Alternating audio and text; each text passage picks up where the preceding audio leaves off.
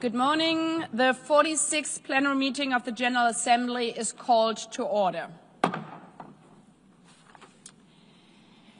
Before proceeding further, I would like to draw the attention of members to the date of recess of the current session. Members will recall that it's the second plenary meeting on September 12, 2025.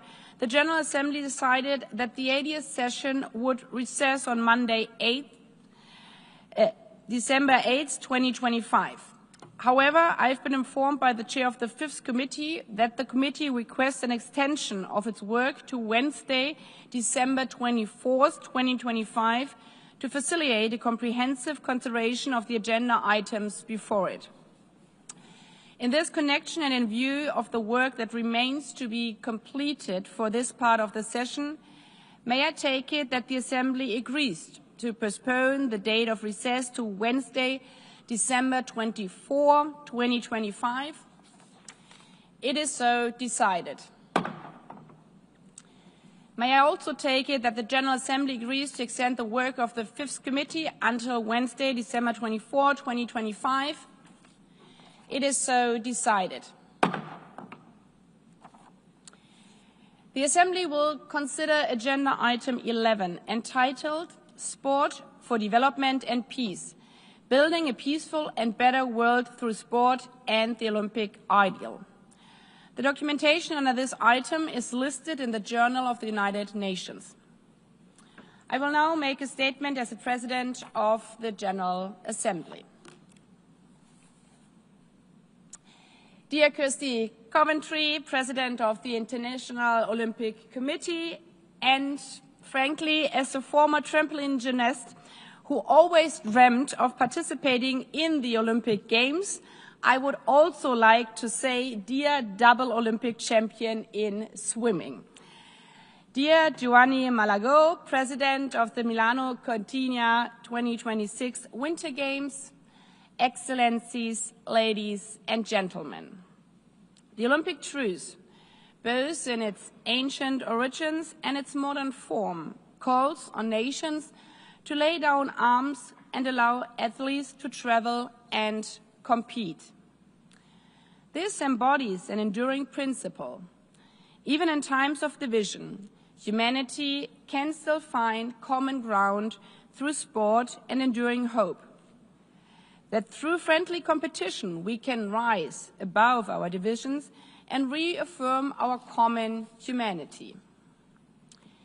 It is a living metaphor of what peace requires: discipline, restraint, respect, the courage to see an opponent not as an enemy, but as a partner in a shared endeavor. And sports underlines most of all that everyone has to play by the rules, even the strongest and fastest among us, in order to become a true champion. We've seen these principles play out on fields and on courts, on rings and in pools for generations. Every Olympic cycle invites us to imagine what our politics would look like if politicians, governments, and head of states carried those same principles off the field. Sport teaches lessons that remain relevant far beyond the arena. That not winning a game does not mean you're a loser, but it's just the preparation for further success. Sports show how reconciliation can take root when people meet each other with respect and fairness.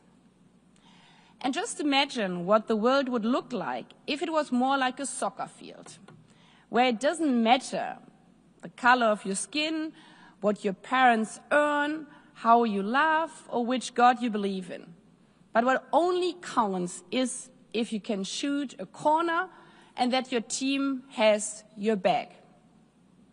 That is this very spirit encapsulated in the Olympic ideal, the spirit of being better together, the spirit of this, our 80th session of the General Assembly. Of course, sport not only unites people in peace, It also drives progress in development. Consider the Open Fun Football Schools initiative, which in the 1990s brought together more than 150,000 children from across ethnic lines, transforming former front lines into playing fields. Or the Sports for Development program, which in 2015 engaged young conflict-affected people in Colombia to rebuild confidence and community through play. Or the football matches organized by Peace and Sport Organization in 2019 to foster dialogue between Turkish and Greek Cypriot communities. Sport in all its diversity, such as PE in schools and kindergartens, and sports in club in every neighborhood, are tools for advancing health, education, equality, and inclusion across communities worldwide. The World Health Organization estimates that physical inactivity causes 5 million preventable deaths each year. Healthy living directly supports SDG 3 on good health and well-being, while also strengthening social bonds and community resilience. Sport also opens doors to opportunity, giving hope to children in conflict zones, in refugee camps, in desperate parts of the world, including slums. And it's also a strong driver of empowerment of women and girls, and for persons living with disabilities. When the Canadian women's hockey team won gold in Sochi in 2014, the message to the men's team was this: play like girls. Each milestone on the field of play brings us closer to genuine gender equality in sports, but not only in sports.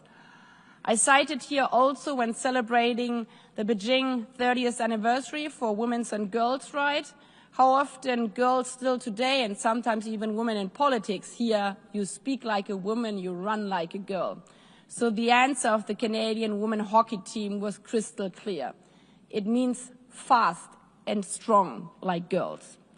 And in this spirit, I congratulate the host country, Italy.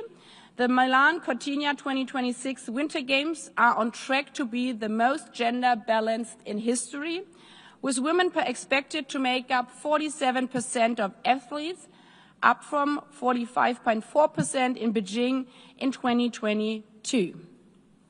Knowing that teams are strongest when they embrace the full range of gender diversity. That same spirit of inclusion must extend beyond the podium to schools, community fields, and policy-making spaces that ensure every girl, boy, woman, and man can participate fully and safely. When sport empowers everyone equally, it strengthens the foundation of sustainable and inclusive development for generations to come. Let us therefore harness the transformative power of sport to advance sustainable development, human rights, and peace and security.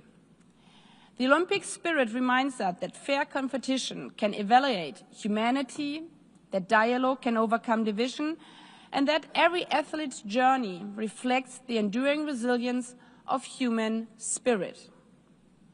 The resolution before this assembly carries that same principle. It calls on all nations to uphold the Olympic truce as a moral compass, a call for ceasefire, for dialogue, and for renewed cooperation during and beyond Winter Games. May its implementation reaffirm our shared conviction that even in a divided world, unity remains possible, and respect for our common rules means that we all win. So we should remember, not only when cheering for the next Olympic medal at the beginning of next year, but also when you vote on the next resolutions in this hall, that playing by the rules is the life insurance for all of us.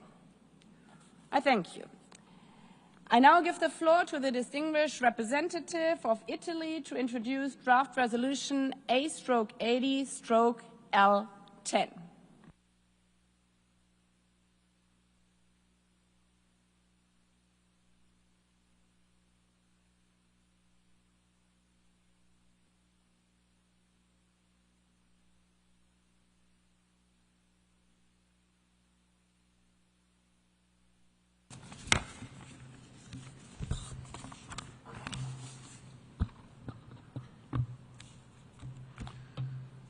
Madame President, dear delegates,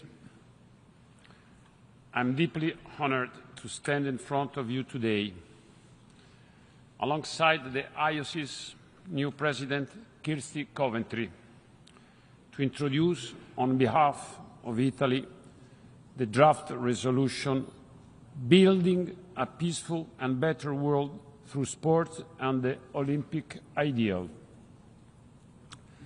At a time of growing discord and conflict, sport and the Olympic Games can provide a beacon of hope, an alternative to rivalry and division. Yes, the Olympic Games are founded on competition and the pursuit of excellence. But throughout their history, they have demonstrated something even more powerful, a sense of humanity which transcends even the greatest of athletic achievements. At the Olympic Games in Innsbruck in 1964, the Italian bobsledder Eugenio Monti wrote his name into sporting history with an act of sportsmanship for which he became better known than his 6 Olympic medals. Twice he was forced to settle for bronze when Italy might have won gold. First, by loaning the triumphant British 2-man team a bolt for their broken sled, and then by offering a mechanical support to the Canadians who became champions in the 4-man event. He went on to win 2 gold medals at the Grenoble Olympic Games in '68 and many World Championship titles. But he also became the first recipient of the Baron Pierre de Coubertin World Trophy in recognition of his remarkable display of selflessness. Monti's actions more than 60 years ago are a shining example of sports power to rise above rivalry and national boundaries. Of course, he was a winner. Of course, he wanted to win. But for him, the core Olympic values of excellence, friendship and respect mattered more than coming first. These values, embedded in the Olympic Charter, are one of the reasons why the Olympic Games are still able to show the world that there is an alternative to conflict. I personally witnessed the extraordinary power of the Games in Pyeongchang in 2018 when, in Casa Italia, we hosted Taekwondo athletes from the DPKR and the Republic of Korea. This is what the Olympic Charter stands for. Athletes from all over the world coming together in friendship and united by the power of sport. The draft resolution before you today notes the role of sport in inspiring individuals and communities to uphold these core values. It also acknowledges that the Olympic and Paralympic Games of Milano Cortina 2026 will be a unifying event to harness the power of sport. As President of the Organizing Committee for the Milano Cortina Winter Olympic and Paralympic Games 2026, I know we have a unique occasion and opportunity to promote the Olympic Truce and build an atmosphere of peace. For the first time in 2 decades, the Olympic and Paralympic Games will return to Italian soil in February and March next year. The circumstances in which we were awarded the Games in June 2019 were very, very different to the ones in which we staged them, after a global pandemic and because of new conflicts. It's my sincere hope that lo spirito italiano, the new and vibrant Italian spirit, which is at the center of our vision and mission, may conquer hearts and minds and inspire change. It is also my hope that the incredible athletic achievements we will witness next year, carved in the icy beauty of the Italian Alps, will inspire the whole world. Around 3,000 athletes from 91 countries will compete in the Olympic Games in 116 events, including a first ski mountaineering. 70 years after the Italian skier Giuliana Scenal Minuzzo became the first woman in Olympic history to recite the Olympic oath at the Cortina Winter Games in '56, Milano Cortina will be the most gender-balanced Winter Games in history. Meanwhile, next year's Paralympic Games will mark the winter edition's 50th anniversary with more than 660 athletes from 79 countries taking part in 6 sports. For half a century, the Paralympic Winter Games has broken down barriers and promoted inclusion in society. For Italy, the Games will deliver more than 300 legacy projects, improving accessibility for people with disabilities, upgrading transport infrastructure in towns and mountainous areas, and serving as a symbol for diversity and empowerment. Milano Cortina 2026 will be the first time the Olympic and Paralympic Games have been awarded to more than one city and will be held across several different regions and provinces. It's a unique opportunity for Italy to demonstrate to the world how different cultures can be united by sports.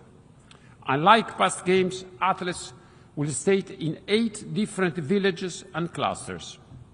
In each there will be a truce wall where they will be able to leave their signatures as a symbol of their commitment to peace.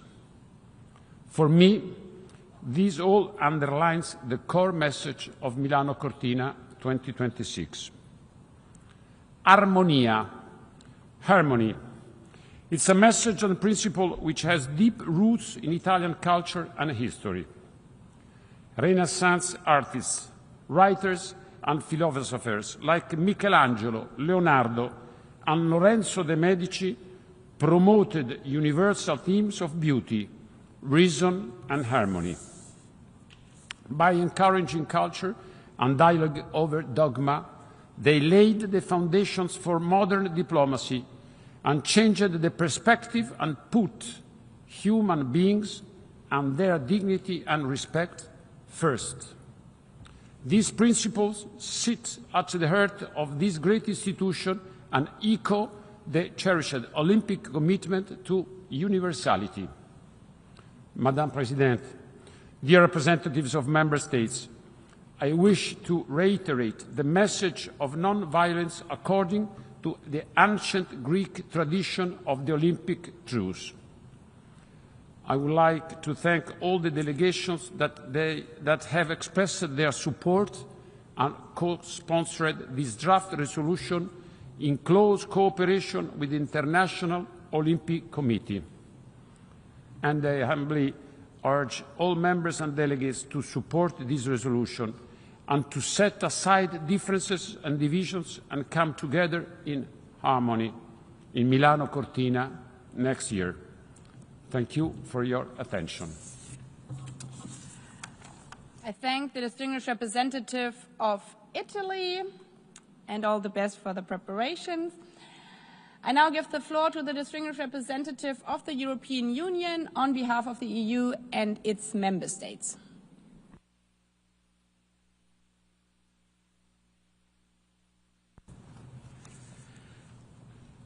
Madam President of the General Assembly, Madam President of the International Olympic Committee, I have the honour to deliver these remarks on behalf of the European Union and its member states. The candidate countries Turkey, North Macedonia, Montenegro, Serbia, Albania, Ukraine, the Republic of Moldova, Bosnia and Herzegovina, and Georgia, as well as San Marino, align themselves with this statement. President, the European Union stands united in endorsing and fully supporting the adoption of this resolution by consensus under the leadership of Italy and in cooperation with all co-sponsors. The Olympic Truce, echoing the ancient Greek tradition of Olympiaki Ekechiria, serves as a powerful symbol of our collective commitment to peace, unity and understanding among nations during the period of the Olympic Games and beyond. It also embodies values that lie at the heart of the European project: peace, solidarity, dialogue, and human dignity. At a time when wars continue to cause immense suffering and when trust in international cooperation is being tested, this resolution serves as a powerful reminder that collective challenges require global responses. The European Union fully supports the objectives of the Olympic Truce: to safeguard the neutrality and inclusivity of sport, to promote humanitarian access and protection during conflict, and to reaffirm that peaceful competition and cooperation are possible among nations. For more than 30 years, this initiative has linked the ideals of the ancient Olympic Games with the modern pursuit of peace. The European Union acknowledges the commendable merits of the Olympic Ideal Resolution and its potential to foster international cooperation, encourage dialogue, and mitigate conflicts during this prestigious global event. As a group that upholds the values of diplomacy, collaboration, and peaceful coexistence, the EU firmly believes that Olympic Truce aligns seamlessly with a dedication to a world where differences are resolved through open dialogue and mutual understanding. President, the European Union stands ready to work with the United Nations, the International Olympic Committee, and the International Olympic Truce Center, of which I had the immense privilege of being its first director, to bring these values into education, youth engagement, and conflict prevention. The European Union also welcomes the return of the Games to Europe throughout the decade, first from Paris in 2024, now to Milano Cortina in 2026, and the French Alps in 2030, which gives us the opportunity to reflect our shared values with the Olympic movement and the responsibility to do so. As we look ahead to the Milano Cortina 2026 Games, we extend our best wishes to the government of Italy and to the organizing committee in their preparations. Additionally, we extend our heartfelt best wishes to all athletes who will participate in the Games, hoping for their success and a celebration of global unity. The European Union and its member states call on all nations to make the truce a living reality, in word, in spirit, and in action. Dear colleagues, sports unite us. Let us seize that unity to build a more peaceful and humane world. Thank you. I thank the distinguished representative of the European Union. I now give the floor to the distinguished representative of Cyprus.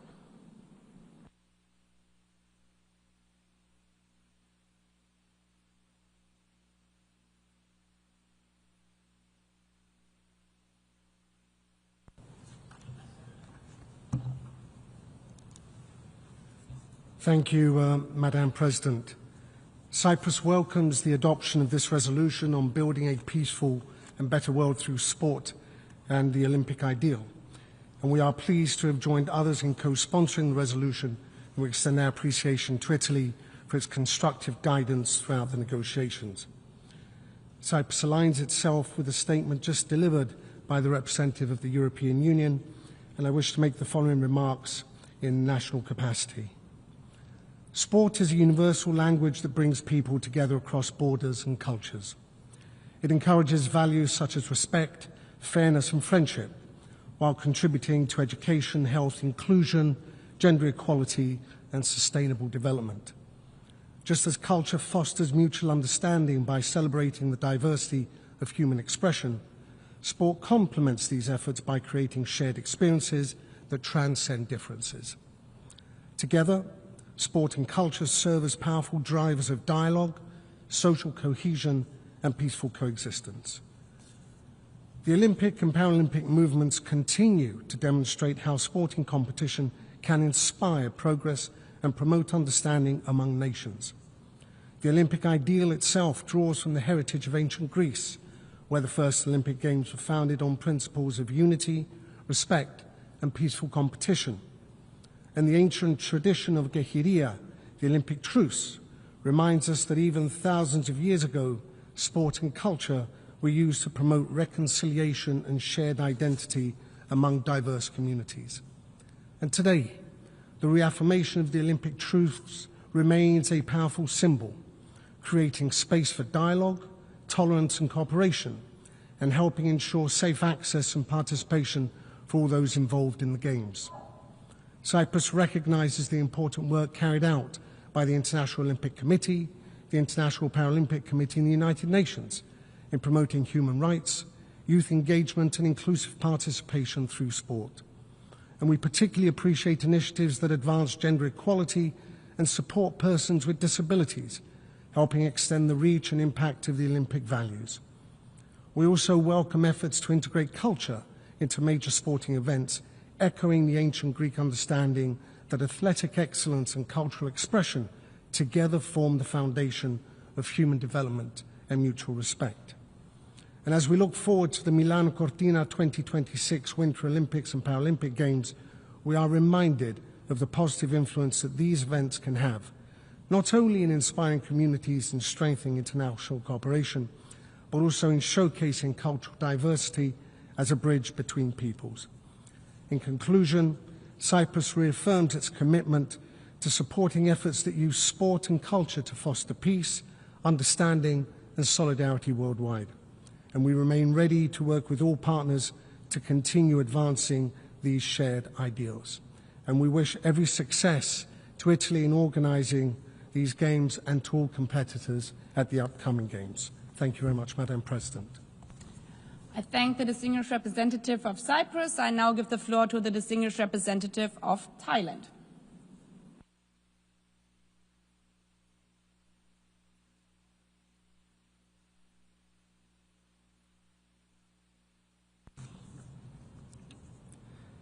Madam President, Thailand recognizes that sport is a powerful instrument for advancing peace, development, mutual understanding, and shared prosperity. We acknowledge that sport not only promotes physical fitness, mental well-being, and recreation, but also instills values such as fairness, inclusion, respect, perseverance, and teamwork. These are the very principles we collectively strive to uphold within the international community. Madam President, to further elaborate, Thailand wishes to make the following 3 points. First, Thailand reaffirms that sport is an important catalyst in achieving the 2030 Agenda for Sustainable Development. Beyond its direct link to good health and well-being, sport also contributes to other sustainable development goals by advancing social inclusion, promoting gender equality, reducing inequalities, and fostering sustainable communities. In this regard, Thailand remains committed to our National Sport Development Plan, guided by the vision, Sport to Develop People, Society, and Drive Economic Prosperity. Through this 5-year plan, we are strengthening the sport industry toward inclusive and sustainable growth, leaving no one behind. Second, Thailand underscores the role of sport in promoting peace and social cohesion, especially among our young generation, the agents of change and possible future leaders. In Thailand, Sport effectively engages youth, including those from at-risk groups, and promotes their inclusion within the community. Notable initiatives include the use of sport to facilitate the social reintegration of juvenile offenders, as well as programs that help young people and former juvenile offenders to develop their athletic potential and pursue careers as professional athletes. Third, Thailand reaffirms its commitment to further promoting development and peace through strengthening global and regional collaboration in the field of sport. In less than a month, Thailand will host the 33rd Southeast Asian Games, or SEA Games, followed by the 13th ASEAN Para Games in January next year in Bangkok, Chonburi Province, and Songkhla Province, under the theme Green SEA Games and Sustainable Paralympics. Thailand looks forward to showcasing regional athletic excellence while also promoting eco-friendly practices in sporting events, with an aim of becoming the most environmentally friendly host in the event's history. Thailand will focus on the efficient use of resources and the minimization of environmental impact through improved waste management, clean energy transportation, circular use of materials, reduced carbon emissions, and the development and implementation of sustainable sports venues and facilities, ensuring that sustainability is at the heart of the competition. These efforts underscore Thailand's long-standing commitment to sustainable development and highlight how sport can support this agenda to build more resilient and sustainable communities. Madam President, sport reminds us of our shared humanity and offers an opportunity to foster our common future. Thailand will continue to play our constructive part, not only to promote sport as a key driver of development and peace, but also to uphold the values it represents: fair play, equality, teamwork, and mutual respect, as guiding principles in our international community. I thank you, Madam President. I thank the distinguished representative of Thailand. I now give the floor to the distinguished representative of Kuwait.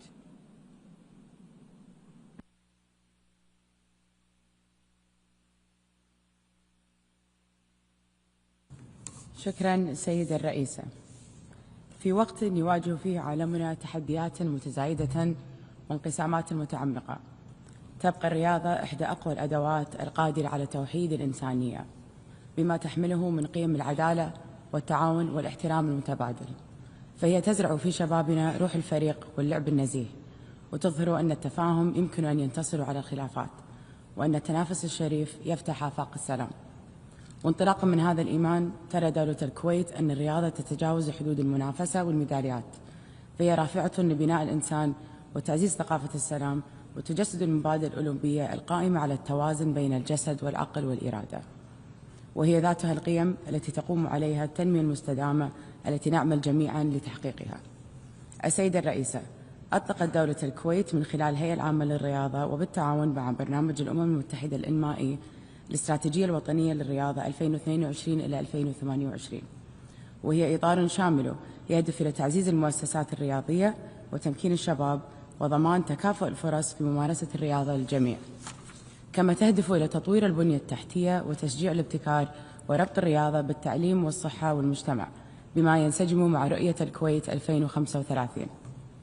وفي هذا السياق يشهد الاتحاد الرياضي المدرسي منذ عام 2022 نشاطا متزايدا جعل التربية البدنية جزءا أساسيا في بناء الشخصية وتنمية قيم العمل الجماعي واحترام التنوع، كما تشجع البرامج الوطنية على العمل التطوعي والوعي البيئي من خلال مبادرات رياضية مجتمعية تجمع بين اللياقة البدنية وخدمة المجتمع، ترسيخا لمفهوم الرياضة كمسؤولية إنسانية. السيدة الرئيسة، تضع دولة الكويت تمكين المرأة في الرياضة ضمن أولوياتها، إدراكا بأن الرياضة أداة لبناء الثقة والقيادة.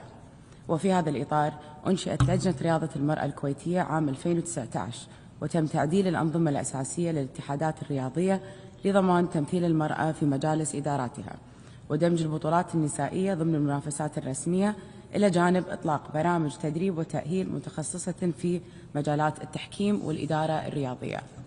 وقد توجت هذه الجهود بمشاركة كويتية مشرفة في أولمبياد باريس 2024 جسدتها مجموعة من اللاعبات اللواتي رفعن علم الوطن بفخر في خطوة تعبر عن التزام وطني راسخ بالمساواة والتمكين.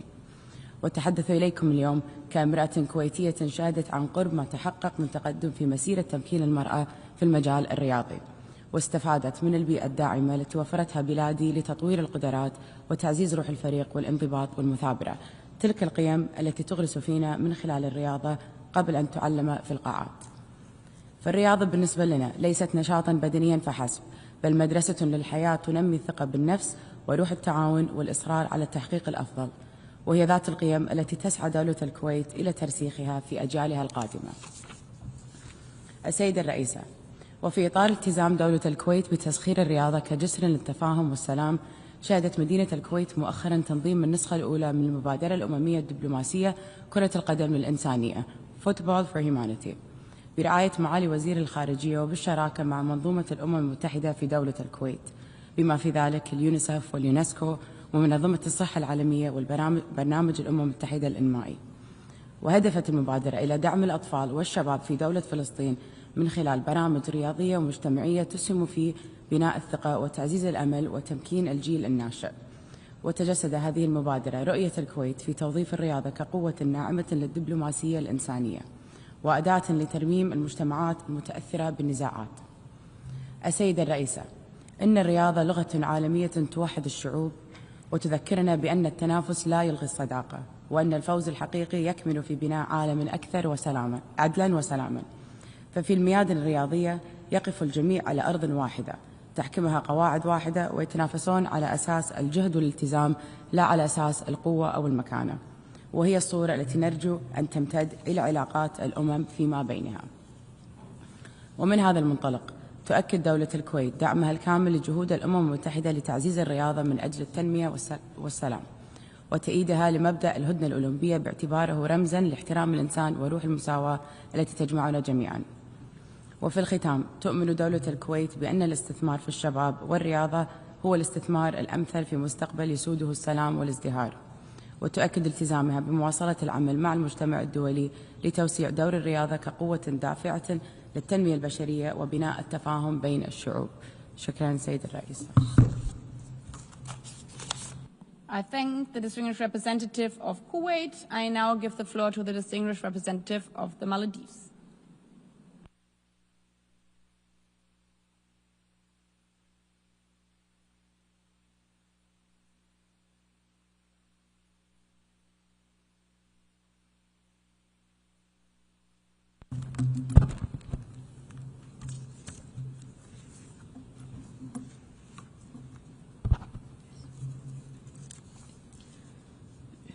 Thank you, Madam President.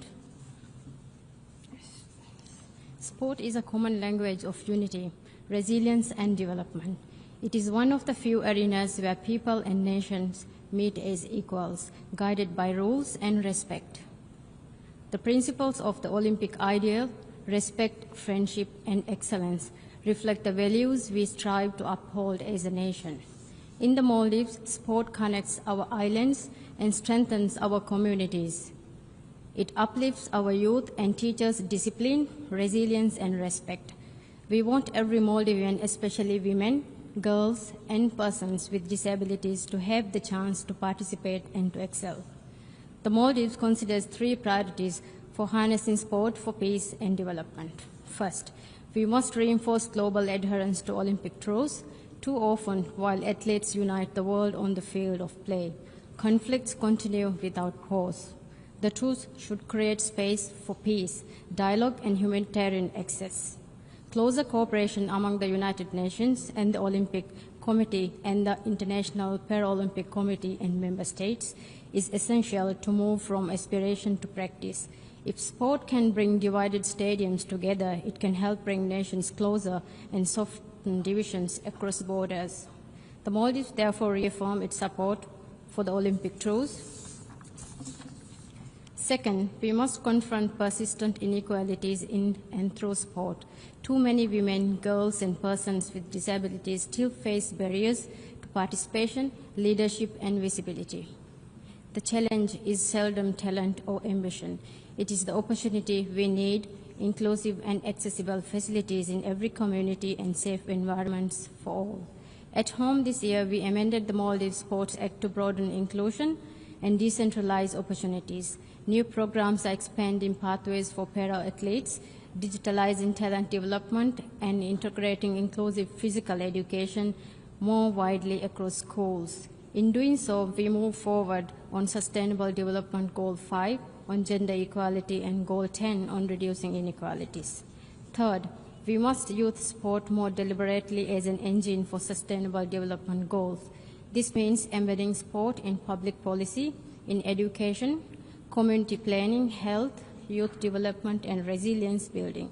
In the Maldives, a 20-year sports development roadmap with 191 projects underway is helping to ensure that every community has access to safe and meaningful spaces for play, training, and healthy living style.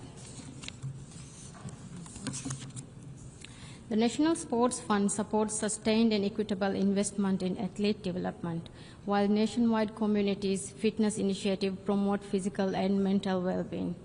When we invest in sport in this way, we advance several of the SDGs together, stride by stride. Today, it is therefore not only about what has been achieved, it is about recognizing the work that remains and the responsibility we share to take it forward together. The Maldives believes in the power of sport to heal, to unite, and to remind us of our shared humanity. Through sport, we can help build a fairer, safer, and better world that we owe to the next generations. I thank you. I thank the distinguished representative of the Maldives. I now give the floor to the distinguished representative of Singapore.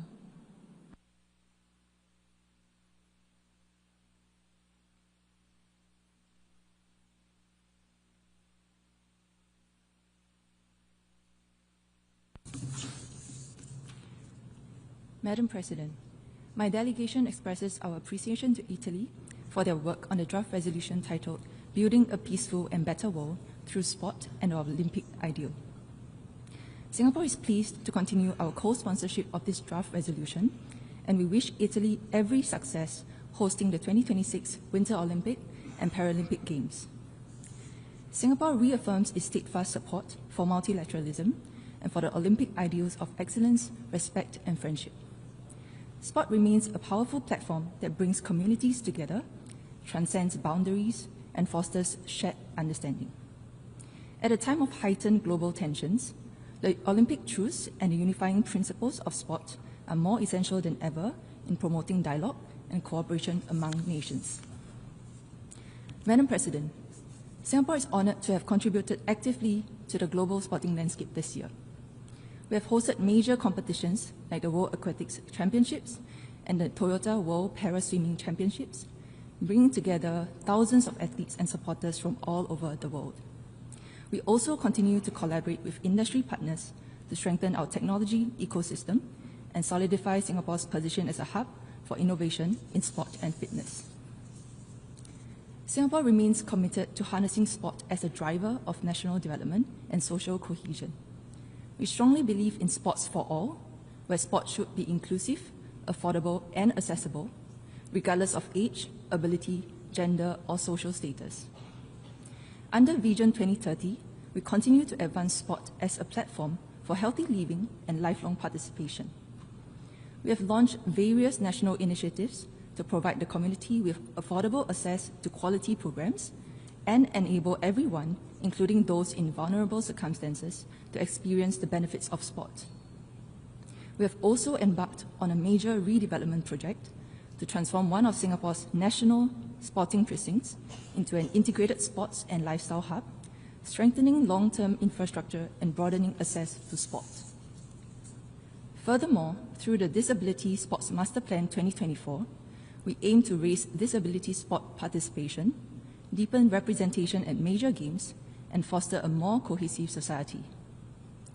This reflects our belief that inclusive ecosystems affirm dignity and empowerment for all. These efforts also support wider global objectives under the 2030 Agenda for Sustainable Development, particularly in promoting health and inclusion. As we speak, Singapore is also preparing for the upcoming Southeast Asian Games, which will be hosted by Thailand. Our delegation of athletes and para-athletes will compete with dedication and pride as they represent the aspirations of our nation. We extend our best wishes to all athletes across the region and look forward to celebrating their displays of sportsmanship and fortitude. Madam President, Singapore remains deeply committed to the belief that sport holds a unique power to unite humanity. As we look toward the 2026 Winter Olympic and Paralympic Games and beyond, let us continue to ensure that the spirit of sport inspires peace, strengthens solidarity, and empowers all people to realize their fullest potential. Together, let us build not only better athletes, but a better world for future generations. I thank you. I thank the distinguished representative of Singapore. I now give the floor to the distinguished representative of Monaco.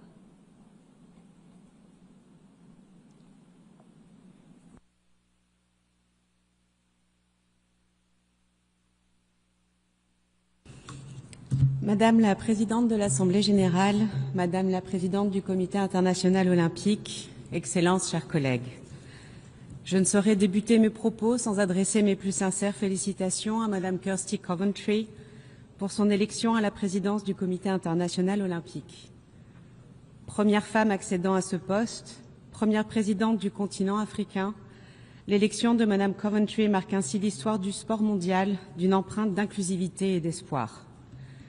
Son élection est une source d'inspiration pour les générations de jeunes filles et de femmes, non seulement dans le monde du sport, mais également dans celui de la gouvernance mondiale. Ma délégation se réjouit de continuer à collaborer avec le Comité international olympique pour continuer à bâtir un monde meilleur par le sport. Madame la Présidente, je tiens également à féliciter l'Italie pour avoir facilité la résolution « Édification d'un monde meilleur et pacifique par le sport et l'idéal olympique ». Par cette résolution, dont Monaco s'est porté co-auteur, elle appelle notamment au respect de la trêve olympique, individuellement et collectivement, dans le cadre de l'organisation en 2026 des Jeux olympiques et paralympiques d'hiver Milano Cortina. Les principes de la Charte des Nations unies et le but de l'olympisme se rejoignent dans la recherche d'un monde pacifique meilleur. Dès l'origine, l'olympisme a été associé à la paix et à la suspension des conflits. La trêve devait ainsi permettre à chaque athlète de se rendre en toute sécurité sur le site des Jeux afin de participer aux compétitions sportives pacifiques. En renouvelant avec cette tradition depuis 1993, le CIO et l'Assemblée générale nous invitent, tous les 2 ans, à élever le sport au-dessus des conflits pour le mettre au service de la paix. Cet appel à la trêve olympique nous engage autour de ce qui nous unit, et notamment autour des valeurs d'excellence, d'amitié et de respect. Ma délégation est dès lors particulièrement attachée à ce que cette résolution demeure inscrite de manière pérenne à l'agenda des Nations unies, afin que l'esprit de la trêve olympique continue de guider durablement notre action collective en faveur de la paix. Madame la Présidente, le sport fait partie intégrante de l'identité de Monaco. La désignation de la principauté en qualité de capitale mondiale du sport 2025 consacre la politique volontariste du gouvernement princier envers le développement et la promotion du sport. Cette politique est portée par son Altesse Sérénissime, le prince Albert II de Monaco, qui a toujours affirmé son engagement en faveur du sport au service de la paix et du développement durable.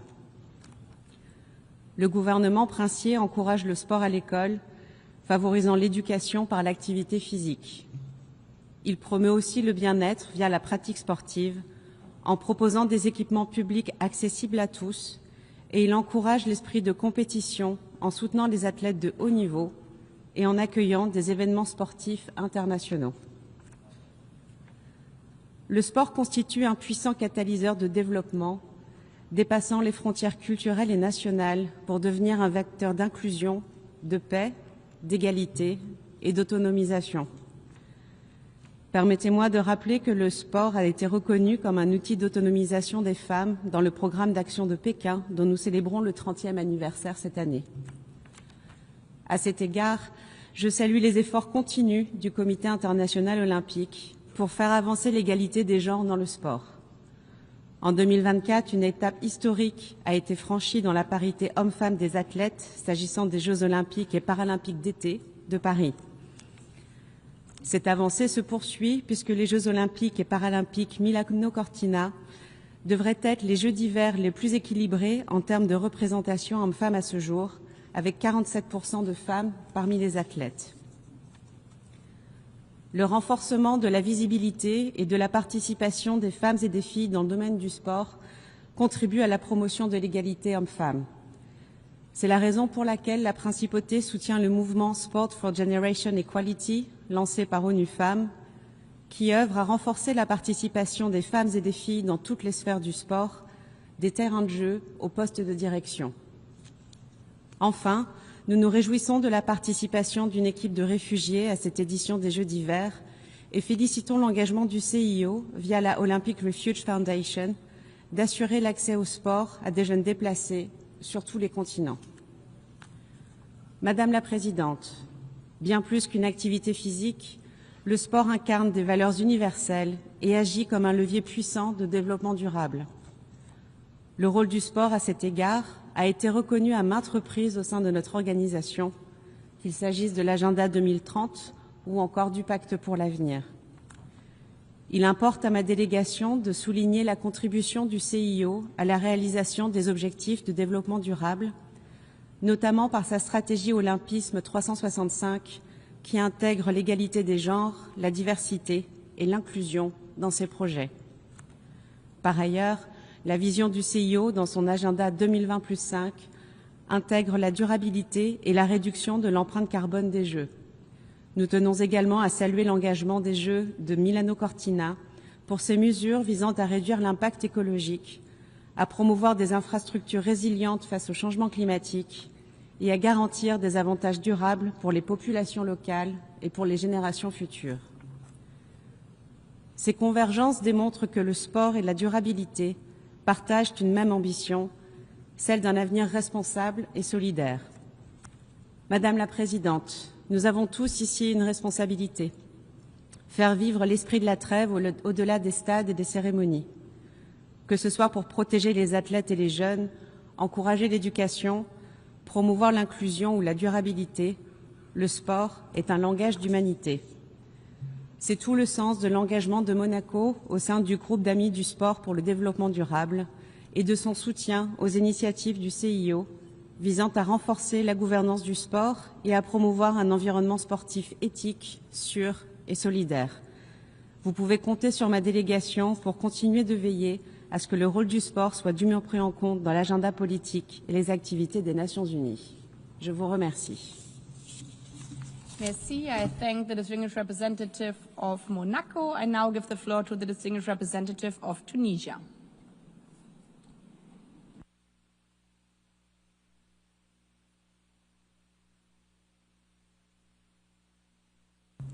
شكرا سيدة الرئيسة. تحتفي هذه الجلسة بالقيم السامية للسلام والتعاون الإنساني من خلال الرياضة والمثل الأولمبي.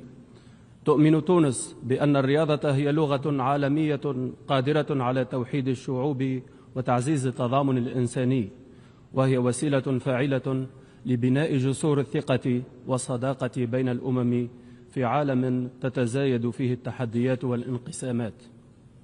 لقد أثبتت التجارب الدولية ومن أبرزها الألعاب الأولمبية أن الرياضة قادرة على تجاوز الفوارق الجغرافية والثقافية، وأن كل منافسة نزيهة تحمل رسالة سلام واحترام متبادل. وفي هذا السياق تعبر تونس عن تقديرها العميق لكل الرياضيين الذين يسهمون بإنجازاتهم في نشر روح التسامح والتفاهم، وتوجه تحية فخر واعتزاز للرياضيين التونسيين الذين رفعوا راية تونس في المحافل الإقليمية والدولية مجسدين قيم الانضباط والتميز والإصرار. السيدة الرئيسة، تعتبر تونس أن الرياضة رافعة للتنمية المستدامة ومجال لتعزيز الاندماج الاجتماعي وتمكين الشباب والنساء، فالرياضة تعلم قيم التعاون والاحترام والانفتاح، وتسهم في نشر ثقافة السلام ونبذ العنف والتطرف. وتفتح أمام الأجيال الصاعدة آفاقا جديدة للتعارف وللأمل والإبداع. ومن هذا المنطلق تعمل تونس على إدماج الرياضة في سياستها الوطنية للتربية والشباب والصحة، وعلى دعم المبادرات المجتمعية التي تستخدم الرياضة كأداة للتنمية المحلية وتعزيز الانسجام الاجتماعي. كما تولي تونس اهتماما خاصا برياضييها من ذوي الاحتياجات الخصوصية أو ما نسميه في تونس ذوي الهمم، الذين أثبتوا بجدارتهم أن الإرادة الإنسانية أقوى من كل الحواجز، وأن الرياضة مجال للإدماج وليس للتمييز أو الإقصاء. وتؤكد تونس أن دعم هؤلاء الرياضيين وتمكينهم هو واجب وطني وإنساني يجسد قيم العدالة والمساواة. السيدة الرئيسة، إن مشروع القرار المعروض اليوم أمام الجمعية العامة يحمل رؤية إنسانية متجددة، أن الرياضة استثمار في الإنسان ومدخل لتعزيز التنمية والسلام. وتؤيد تونس هذا المشروع لما يتضمنه من مبادئ نبيلة وتدعو إلى مزيد من التعاون بين الدول والمنظمات الدولية، وخاصة اللجنة الأولمبية الدولية، من أجل توسيع فرص المشاركة أمام الشباب في الدول النامية وضمان تكافؤ الفرص للجميع. وتجدد تونس دعمها للمبادئ التي يقوم عليها الميثاق الأولمبي وحرصها على تعزيز مفهوم الهدنة الأولمبية كرمز عالمي للوحدة والسلام، كما تعبر عن استعدادها لمواصلة العمل مع الشركاء الدوليين لتوظيف الرياضة في خدمة القيم الإنسانية المشتركة وفي بناء عالم يسوده الاحترام المتبادل والتضامن بين الشعوب. ختاما، السيدة الرئيسة، تؤكد تونس أن الرياضة ليست غاية في ذاتها، وإنما وسيلة لتحقيق السلام والتنمية والكرامة الإنسانية. ومن هذه القاعة، حيث تتلاقى أصوات الدول وإراداتها، تجدد تونس قناعاتها بأن الرياضة بقيمها النبيلة وتنوع اختصاصاتها قادرة على إحياء الأمل وتوحيد الإنسانية في سعيها نحو عالم أكثر عدلا وتوازنا. وشكرا.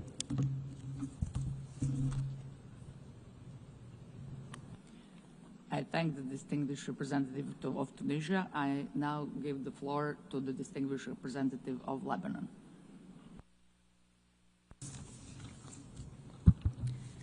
Madam President, as excitement grows over major global sporting events, notably next year's FIFA World Cup in the United States, Mexico, and Canada, with the final scheduled to take place in New York, international attention is once again turning to the role of sports as a catalyst for development and cooperation. In this context, Lebanon has placed sport at the highest of its priorities and is engaging in discussions and initiatives aimed at modernizing the sector, expanding participation, and positioning sport as an area of growth and opportunity. Just last week, under the patronage of President Aoun, the Ministry of Youth and Sports convened the National Sports Conference entitled Toward a National Strategy for Sport in Lebanon, recognizing the central role of youth and sports in the country's development. Lebanon's renewed focus on sports mirrors the successes and commitment of its athletes across diverse fields. Madam President, as we speak about sport, it is of utmost importance to speak about women and girls in sports. Despite the breakthroughs that women and girls have made across the spectrum, many barriers still stand in their way. Lebanon's national volleyball player, Lin Zaou, highlighted it in the best way, and I quote, "And of course, you have the stereotypes. So many people underestimate us because we are women. I remember this one time I was watching a men's volleyball game, and then the commentator during the rally says, "What a girly rally." End of quote. These remarks underscore how outdated perceptions persist, even as women athletes excel. In this very case, the Lebanese volleyball team went on to secure a first-place finish in the West Asia Championship, an achievement that placed Lebanon firmly on the regional sporting map. Madam President, the conversation on inclusion in sports must also extend to persons with disabilities who continue to face systemic barriers to participation. The Lebanese team's presence in the Japan Deaflympics last week powerfully underscored the importance of making sports accessible to all. Their presence on this global stage not only demonstrated the remarkable talent and determination of athletes with disabilities, but also reminded us of our collective responsibility to eliminate the obstacles that limit equal participation. Madam President, sport is more than just a game. It is a powerful tool for inclusion and development. Whether we are speaking about women and girls breaking barriers, athletes with disabilities demonstrating resilience, or entire nations striving for excellence, the message is clear. Sport is for everyone without exception. In closing, we thank Italy for presenting and facilitating this draft resolution that Lebanon has joined as co-sponsor. The Olympic ideal teaches us that inclusion, peace, and mutual respect are not abstract values, but lived practices even in moments of rivalry. As we look to Milano Cortina Winter Olympics and Paralympics, the Olympic Truce reminds us that the only gunshot that should echo is the one that starts a race. And I thank you, Madam President.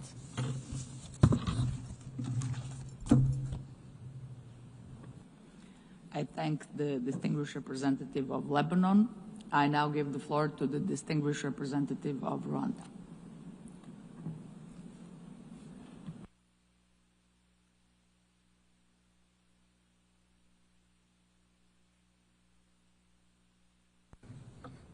Madam President, Excellencies, delegates, I wish to start off by congratulating the President of the International Olympic Committee, Madam Coventry. Welcome to New York and all the best in your tenure.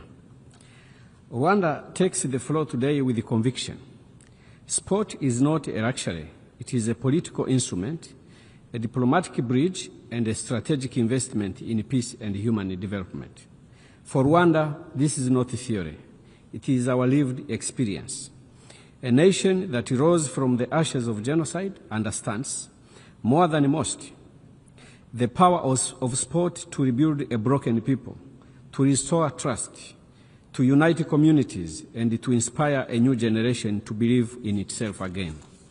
At a time when our social fabric was most fragile, it was sports on our hills, in our villages, in our schools, that helped us move from trauma to resilience, from despair to renewed national purpose. Today, Rwanda stands as a strong advocate and a practical example of how sports can transform societies. We have built national unity through sports. We have empowered women and youth through sports. We have positioned sport as a driver of economic transformation, from tourism to infrastructure, from innovation to global partnerships. Excellencies, in a world increasingly divided, where conflicts are multiplying and the trust between nations is eroding, sports remain one of the few global languages capable of lowering tensions and creating common ground. Rwanda believes that the international community must treat sports as an essential tool of preventive diplomacy, peace building, and social cohesion, not as an afterthought.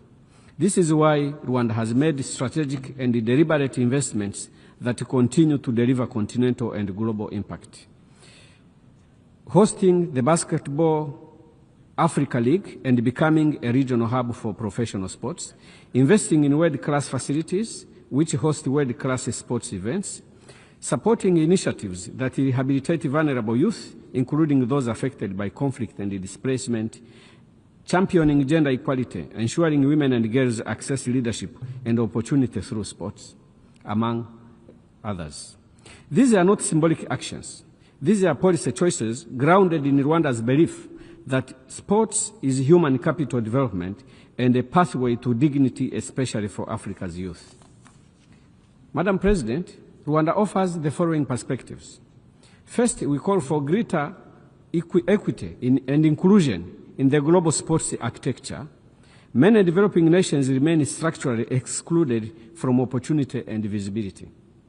Rwanda urges deliberate support for infrastructure financing, technology transfer, and capacity building to level the playing field.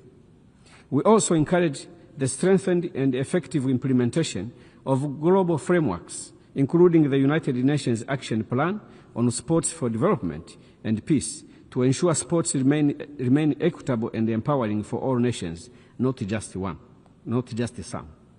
Second, Rwanda urges greater investment from member states to unlock sports' full potential as an enabler of the Sustainable Development Goals. This includes scaling up access for women, girls, persons with disabilities, and marginalized communities. Equally, we support advancing the role of sports as a wider environmental stewardship, welcoming all initiatives that integrate sustainable practice into the sports ecosystem. Sports can and must be used as a platform to inspire climate awareness and environmental action, especially for young people. Third, Rwanda underscores the importance of upholding neutrality of sports. We urge member states to resist attempts to politicize sporting partnerships and collaborations. Such politicization does nothing except undermine the far-reaching social and economic benefits of sports and risks reversing collective progress at a moment when developing nations are already underrepresented in opportunity and global attention. Excellencies, Rwanda's own journey shows that peace is built one step at a time, one community at a time, and often one game at a time. Sports can break barriers where politics fails. It can heal where institutions struggle. It can unify where history has divided. As we look ahead, Rwanda reaffirms its readiness to work with all partners to unlock the transformative power of sports. By investing in its ability to inspire hope, strengthen our communities, and advance inclusive development, we can contribute to a future rooted in unity, opportunity, and shared prosperity for all. I wish the next organizer of Olympic Games every success. Thank you for your attention. I thank the distinguished representative of Rwanda. I now give the floor to the distinguished representative of Guyana.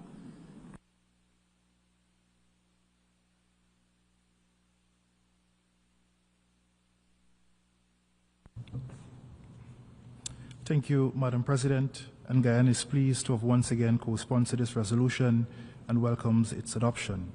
My delegation also commends Italy for spearheading the consultation process that facilitated the passage of this important text.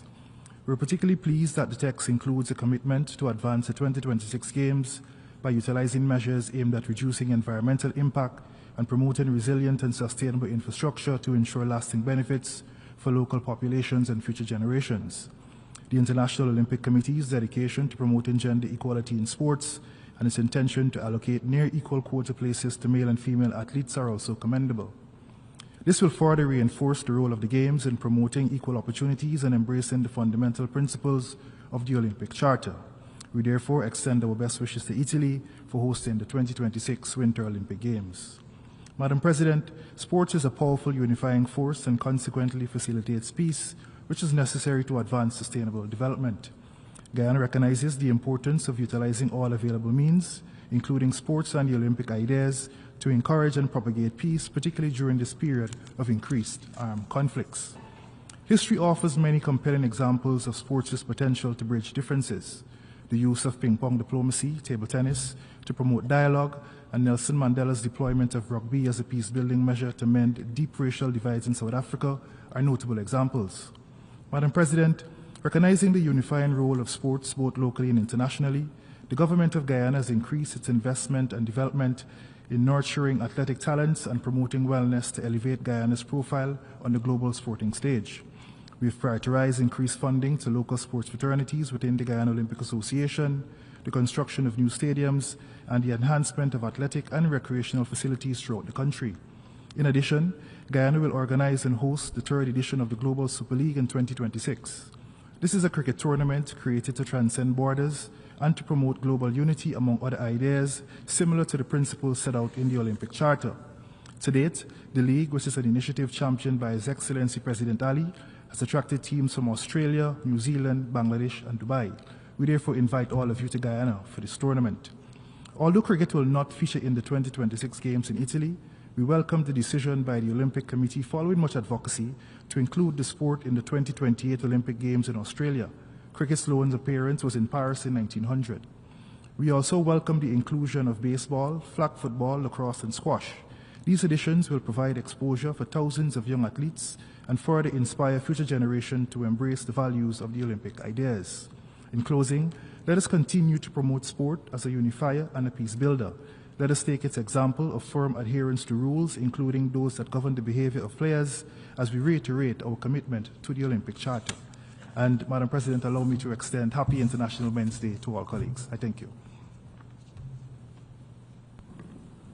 I thank the distinguished representative of Guyana. I now give the floor to the distinguished representative of Bahrain.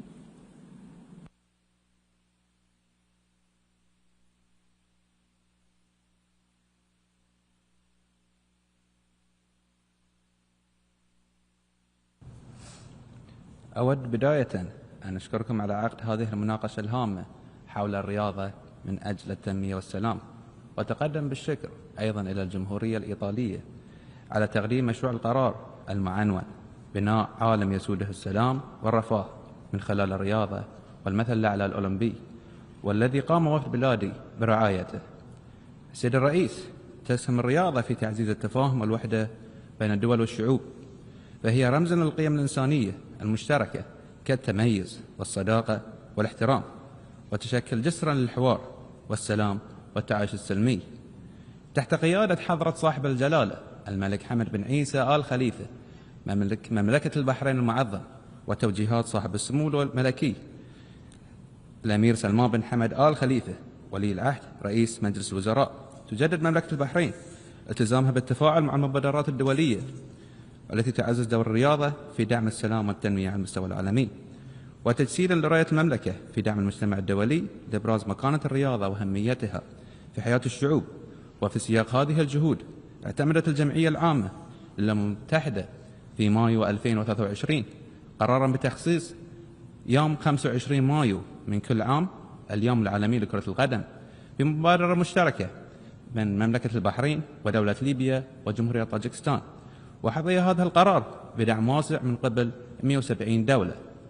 وعلى غرار هذه الرؤية وجه سمو الشيخ ناصر بن حمد آل خليفة ممثل جلالة الملك للأعمال الإنسانية وشؤون الشباب رئيس المجلس الأعلى للشباب والرياضة باعتماد الخطة الاستراتيجية للقطاع الرياضي 2026، والتي تهدف إلى تحقيق التميز ورفع مستوى الأداء الرياضي محليا ودوليا، والتي تركز على 4 سياسات أساسية هي صناعة الأبطال من خلال توفير العلوم الرياضية، تطوير المهارات والقدرات على المدى الطويل، إدارة المواهب الرياضية، وجعل الرياضة أسلوب حياة لنشر أنماط الحياة الصحية وتعزيز وعي المجتمع بأهمية ممارسة الرياضة.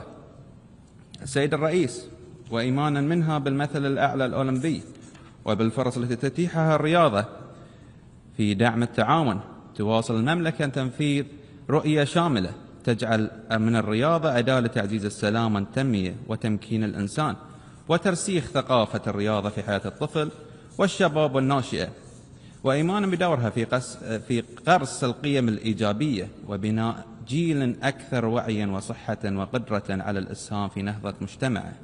وفي هذا السياق استضافت المملكة في أكتوبر 2025 دورة الألعاب الآسيوية بمشاركة آلاف الرياضيين بمختلف الدول الآسيوية في حدث جسد شعار الوحدة من خلال الرياضة. وكما استضافت المملكة في أبريل 2025 البطولة العالمية لتحدي البوتشا بمشاركة نخبة من اللاعبين الدوليين، تأكيدا التزامها بتهيئة بيئة رياضية دامجة تتيح لذوي الإعاقة إبراز قدراتهم وتحقيق التميز في إطار دعمها لشمولية الرياضة ودمج الأشخاص ذوي الهمم. ويأتي هذا التوجه امتدادا لجهود سمو الشيخ خالد بن حمد آل خليفة النائب الأول لرئيس المجلس الأعلى للشباب والرياضة رئيس اللجنة الأولمبية البحرينية، الذي يواصل دعم المبادرات الرامية إلى تعزيز مشاركة الشباب والمرأة وذوي الهمم في مختلف الأنشطة الرياضية وترسيخ حضور البحرين في المحافل الدولية من خلال نهج يقوم على التميز والانضباط وروح الفريق الواحد. وتأكد هذه الاستضافات أن مملكة البحرين تنظر إلى الرياضة باعتبارها ركيزة أساسية للتنمية البشرية والمجتمعية وأداة فاعلة في تحقيق أهداف التنمية المستدامة. ختاما، تؤمن مملكة البحرين إيمانا راسخا بأن الرياضة ليست مجرد منافسة، بل رسالة إنسانية نبيلة تعزز السلام وتقرب الشعوب وتلهم الأجيال نحو حاضر ومستقبلا أكثر ازدهارا. وشكرا سيد الرئيس.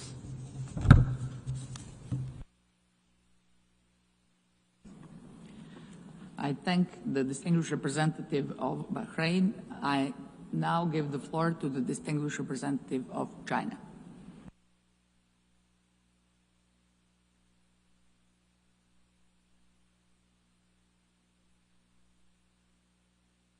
主席，体育是超越国界、种族、文明的人类共同语言。奥林匹克运动诞生之初就刻入了和平与友谊的基因。自1993年以来，联大15次通过奥林匹克休战决议，呼吁在奥运会期间遵守奥林匹克休战传统，停止一切战争行为。当前世界既不太平也不安宁，地区安全热点此起彼伏。联大通过休战决议，共同发出和平呼声，具有十分重要的现实意义。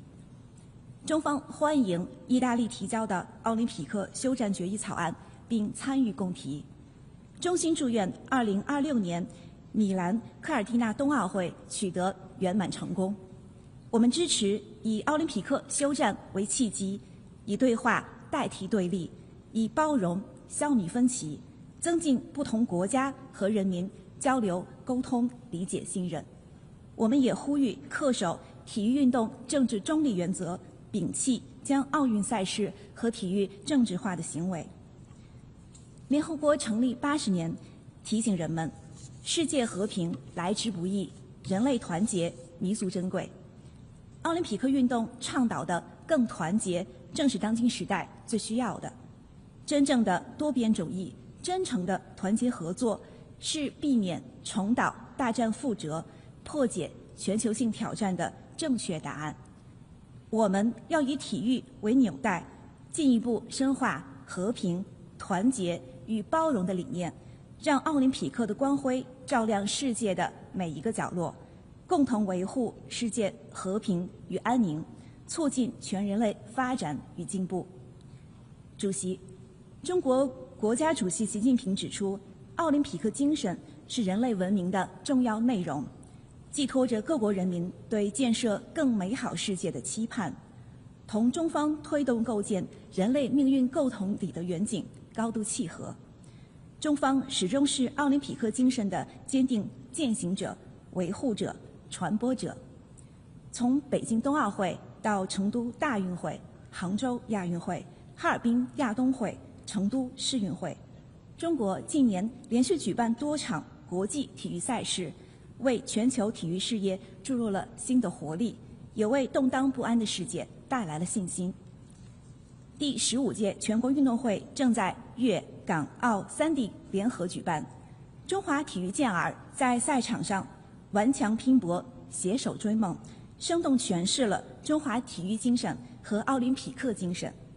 中方将以习近平主席提出的全球治理倡议为引领，继续统筹推进体育强国建设和奥林匹克运动发展，为全球体育治理贡献更多智慧和力量，为构建人类命运共同体做做出更大贡献。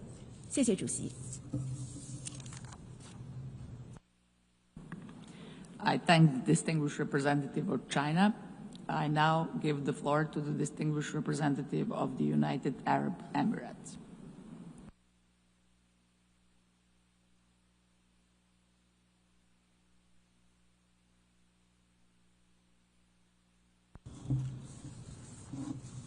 السيد الرئيس، أود بداية أن أتوجه إليكم بالشكر على عقد هذا الاجتماع المهم، كما أود الإشادة بجهود إيطاليا في تيسير مشروع القرار المطروح تحت هذا البند، وكما نؤكد أيضا تمنياتنا لها بالتوفيق في استضافة دورة الألعاب الأولمبية والبارالمبية الشتوية في ميلانو كورتينا عام 2026. إن دولة الإمارات تؤمن بأن الرياضة ليست مجرد نشاط بدني مهم، بل هي أداة فاعلة لتعزيز الوحدة والرفاهية والارتقاء بالإنسان. وانطلاقا من هذا النهج، عملت الإمارات على توفير بيئة داعمة للتمييز الرياضي على المستويات الوطنية والإقليمية والدولية، حيث ستستضيف قريبا ألعاب الماسترز المفتوحة في عام 2026 في أبو ظبي، والتي تعد أكبر وأشمل حدث رياضي دولي ينظم في منطقة الشرق الأوسط. إن تأثير الرياضة يتجاوز ميادين اللعب، فهي مصدر للأمل ووسيلة لتغليب الحوار على النزاع وتعزيز التلاقي بدلا من الانقسام. ويتجسد هذا المفهوم في الهدنة الأولمبية التي تدعو إلى وقف الأعمال العدائية خلال فترة الألعاب، وهي دعوة تكتسب أهمية أكبر اليوم في ظل تصاعد الاستقطاب والنزاعات حول العالم.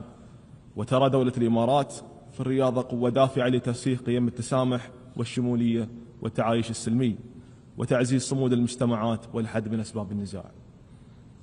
ومن خلال أجندة التسامح والسلام والأمن المستندة إلى قرار مجلس الأمن 2686، أكدت الإمارات أهمية الاستثمار في العمل الوقائي عبر معالجة مسببات النزاعات قبل تفاقمها.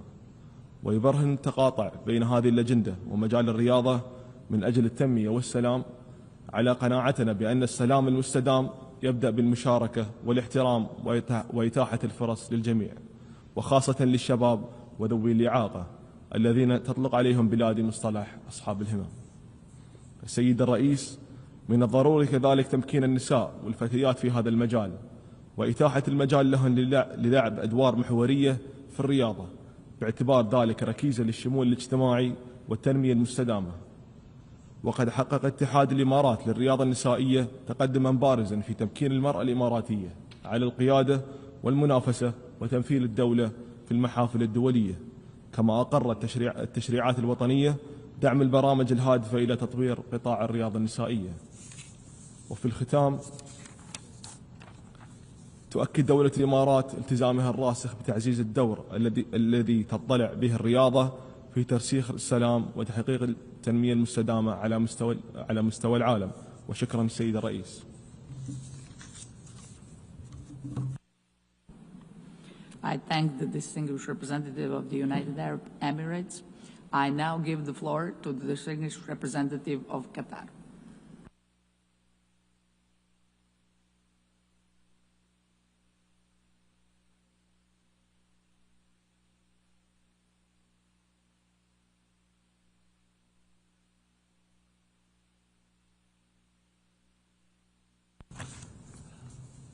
سيد الرئيسة، سيدات السادة، أتقدم إليكم بالشكر والتقدير على عقد هذا الاجتماع. وقد تبنت دولة قطر مشروع القرار المعنون بناء عالم سلمي أفضل من خلال الرياضة والمثل الأعلى الأولمبي الذي يقدم للجمعية العامة كل عامين، في إطار مواصلة جهودها في تعزيز الأجندة الرياضية في الأمم المتحدة، وإيمانا بدور الرياضة في بناء عالم سلمي أفضل وإسهامها المقدر في التنمية. ونتقدم في هذا الصدد بالشكر والتقدير لوفد الجمهورية الإيطالية على جهوده البناءة في المشاورات بشأن مسودة مشروع القرار. وترحب دولة قطر بعقد الدورة 25 للألعاب الأولمبية الشتوية التي ستجري خلال فبراير 2026، والدورة 14 للألعاب الأولمبية الشتوية للأشخاص ذوي الإعاقة التي ستجري خلال مارس 2026 في ميلانو كورتينا بالجمهورية الإيطالية. ونثمن في هذا الصدد العمل الذي تقوم به اللجنة الدولية للألعاب الأولمبية واللجنة الدولية للألعاب الأولمبية للأشخاص ذوي الإعاقة، وننوه كذلك بعمل الأمم المتحدة خلال الأمانة العامة ووكالاتها المتخصصة في مجالات الرياضة وتعاونها مع الدول الأعضاء. سيد الرئيس، تؤمن دولة قطر بالتأثير الإيجابي للرياضة في تحقيق السلام والتنمية المستدامة ومكافحة العنف والإرهاب وتعزيز العيش الكريم للفرد والمجتمع وترسيخ التواصل والانسجام بين المجتمعات والثقافات وحماية حقوق الإنسان وتعزيز التنمية البشرية وتمكين النساء والفتيات والشباب وتعزيز أنماط الحياة الصحية والإدماج الاجتماعي وإسهامها في تحقيق أهداف التنمية المستدامة وأجندة عام 2030. على الصعيد الوطني، عملت دولة قطر على تعزيز البنية التحتية الرياضية في الدولة على أجود المعايير، وقدمت نماذج ناجحة في استضافة الأحداث الرياضية الكبرى، حيث استضافت دولة قطر في عام 2022 لأول مرة في المنطقة العربية ومنطقة الشرق الأوسط بطولة كأس العالم لكرة القدم فيفا قطر 2022، كما استضافت بطولة كأس قارة آسيا لكرة القدم في عام 2024. وأطلق الاتحاد الدولي لكرة القدم ومنظمة الصحة العالمية بالشراكة مع وزارة الصحة العامة في دولة قطر واللجنة العليا للمشاريع والإرث حملة لتسخير قوة كرة القدم لحماية الصحة وتعزيز الصحة للجميع. وتحتفل دولة قطر سنويا باليوم الرياضي للدولة كيوم رسمي بمشاركة جميع مؤسسات الدولة وأفراد المجتمع بهدف رفع الوعي المجتمعي بأهمية الرياضة في إطار رؤية قطر 2030 التي جعلت من التنمية البشرية أحد مرتكزاتها الرئيسية. سيد الرئيس، على صعيد الأمم المتحدة، درجت دولة قطر من خلال رئاستها لمجموعة أصدقاء الرياضة بالأمم المتحدة بالاشتراك مع إمارة موناكو على التقدم بمشروع قرار للجمعية العامة يرسخ للاعتراف بدور الرياضة في تحقيق السلام والتنمية المستدامة بعنوان الرياضة باعتبارها عاملا مساعدا لتحقيق التنمية المستدامة، وكان آخرها قرار الجمعية العامة 79/8 الذي تم اعتماده في نوفمبر 2024. كما تساهم دولة قطر في إحياء اليوم الدولي للرياضة من أجل التنمية والسلام في 6 أبريل من كل عام من خلال أنشطة وفعاليات تبرز التنوع والشغف الذي يجمع الناس حول الرياضة لتحقيق السلام والتنمية المستدامة بأبعادها الاقتصادية والبيئية والاجتماعية. وقد حظيت الرياضة باهتمام مستحق في المناقشات الرفيعة المستوى والأحداث الجانبية المصاحبة للقمة العالمية الثانية للتنمية الاجتماعية التي استضافتها دولة قطر في الأسبوع الأول من شهر نوفمبر الجاري. ختاما، ترحب دولة قطر بإعلان الهدنة الأولمبية من خلال قرار الجمعية العامة اليوم، والهادفة لوقف الأعمال القتالية لكسر حلقة النزاع وإفساح المجال للأنشطة السلمية والتنافس الرياضي الودي، وتجدد التزامها بالعمل مع كافة الأطراف لتعزيز دور الرياضة في خدمة أهداف السلام والتنمية المستدامة. شكرا سيد الرئيس.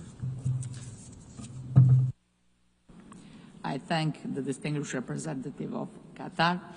I now give the floor to the distinguished representative of Greece.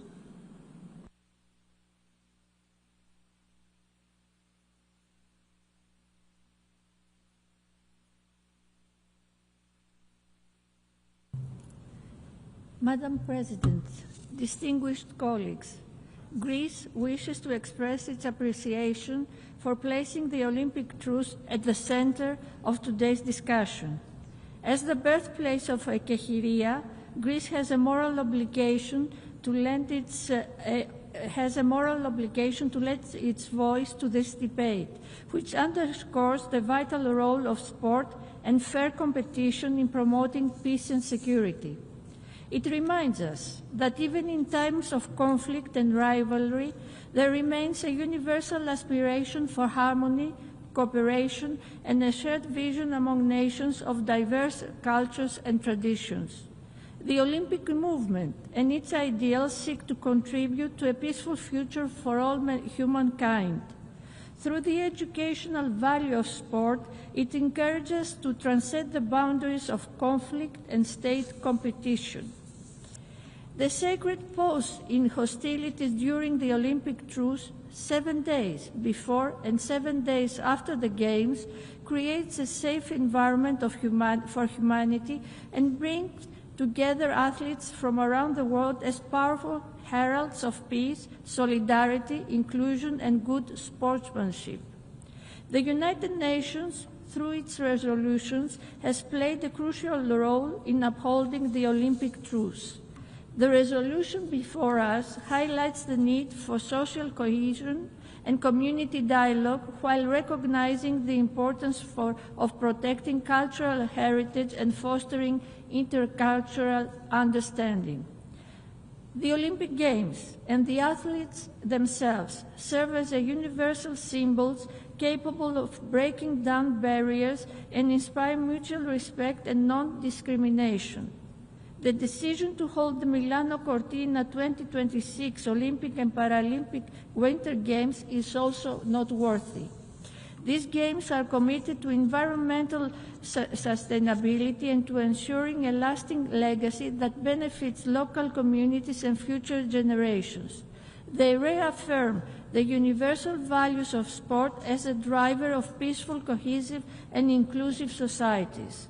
This year of special significance, as we mark the 80th anniversary of the United Nations, the milestone coincides with an important moment for Greece, our third tenure as an elected non-permanent member of the Security Council. Olympic principles are fundamentally United Nations principles. Let us reaffirm our commitment to dialogue, democracy, and diplomacy as the foundations for achieving peace and prosperity for all. And before I conclude, Madam President, let me wish to the Milano Cortina 2026 Olympic and Paralympic Winter Games every success. I thank you. I thank the distinguished representative of Greece. I now give the floor to the distinguished representative of France.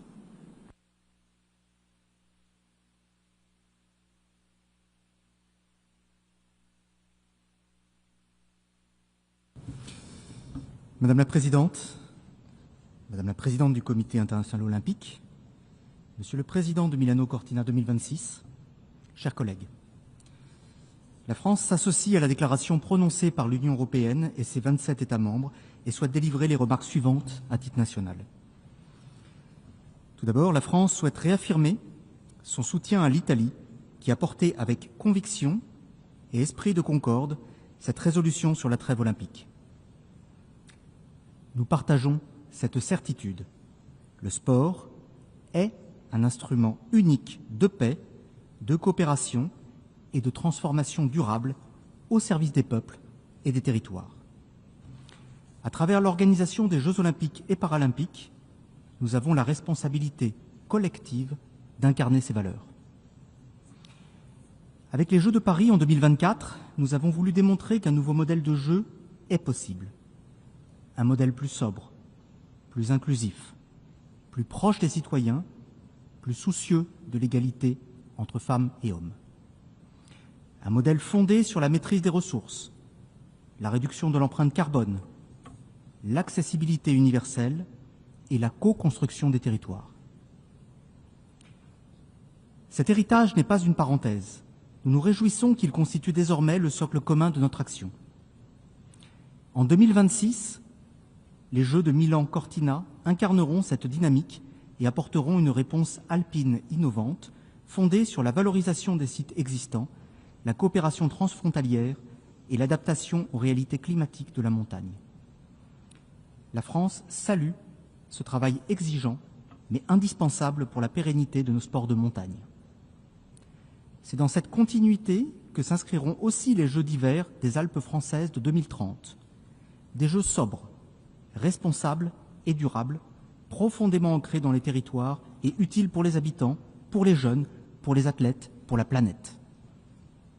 À travers Paris 2024, Milan Cortina 2026, Los Angeles 2028, les Alpes françaises 2030, une même trajectoire se dessine, nous l'espérons, celle d'un mouvement olympique qui évolue, qui écoute, qui innove et qui choisit la responsabilité. Parce que le sport n'est pas seulement une célébration, il est un levier pour la paix, pour la mise en œuvre des objectifs de développement durable, pour l'égalité femmes-hommes, pour le développement durable, pour la coopération internationale et pour le multilatéralisme. Je vous remercie. I thank the distinguished representative of France. I now give the floor to the distinguished representative of Hungary.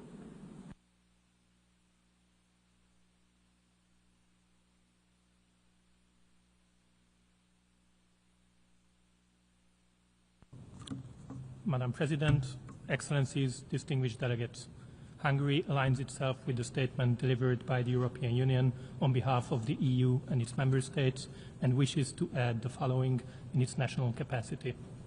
First of all, we would like to join others in expressing our deep appreciation towards the excellent facilitators, Ms. Daniela Tonon and Mr. Ernesto Cicchitelli of Italy, for their outstanding work guiding our deliberations on this important draft resolution. The idea of the Olympic Truce reminds us that even in the ancient worlds, rivals recognized the need for a pause in hostilities to allow athletes and spectators to gather in safety. Today, its symbolism is as powerful as ever. In an era marked by more and more polarization, the Olympic Truce stands out as a tradition that bears a unifying message, resonating across the globe. Through this draft resolution, we express our determination to carrying the torch forward and to continue this noble practice. We would like to take this opportunity to congratulate the host country, Italy, and wish every success with the preparations of the Olympic and Paralympic Winter Games of Milano Cortina 2026. We would like to particularly welcome the fact that the draft resolution acknowledges the unifying nature of the event and the meaningful opportunity it presents to harness the power of sport to foster undergoing efforts for peace worldwide.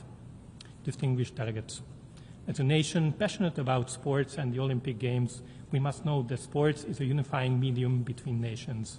Sports is about competing peacefully, showing respect for the opponents, and importantly, respect for the rules of the games.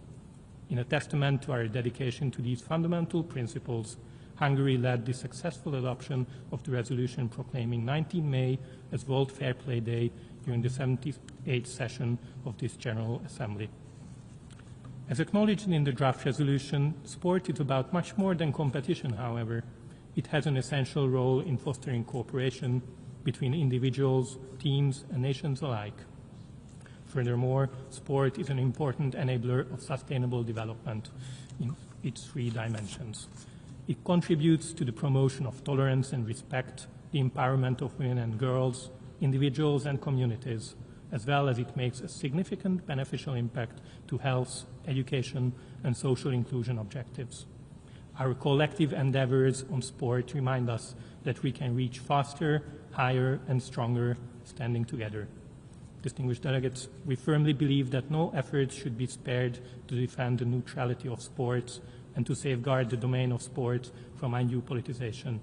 In this regard, we acknowledge the essential role of the International Olympic Committee, including in upholding the neutrality and integrity of the Games. In conclusion, we would like to once more express our congratulations to Italy for bringing this important initiative to the fore. Hungary is proud to be amongst the co-sponsors of this draft, and we are looking forward to a consensual adoption. Last but not least, we would like to wish all the athletes and spectators gathering for the Milano Cortina 2026 Games a successful, fair, and inspired Olympic tournament. Thank you for your attention. I thank the distinguished representative of Hungary. I now give the floor to the distinguished representative of Ukraine.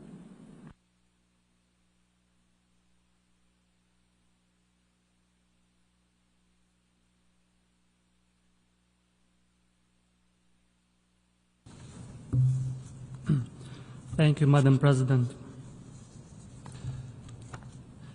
The delegation of Ukraine aligns itself with the statement delivered by the European Union and would like to add the following remarks in its national capacity. Let me start by commending the delegation of Italy for the excellent facilitation of the draft resolution entitled Building a Peaceful and Better World Through Sport and the Olympic Ideal. Ukraine has co-sponsored the draft and will support further efforts to make the Milano Cortina 2026 Olympic and Paralympic Winter Games a success. Ukraine recognizes the vital role of sport in building a peaceful and better future, in promoting tolerance, equality, and mutual understanding among people and nations, as well as in advancing public health and well-being. Sport unites communities, inspires youth, and strengthens social resilience. However, the ability of sport to serve as a force for peace is gravely undermined by Russia's ongoing war of aggression against Ukraine. The war has caused devastating consequences for Ukraine's sports sector. Russian aggression has disrupted athletes' preparation for competitions, led to the cancellation or postponement of numerous events, restricted access to training facilities, and caused the partial or complete destruction of sports infrastructure.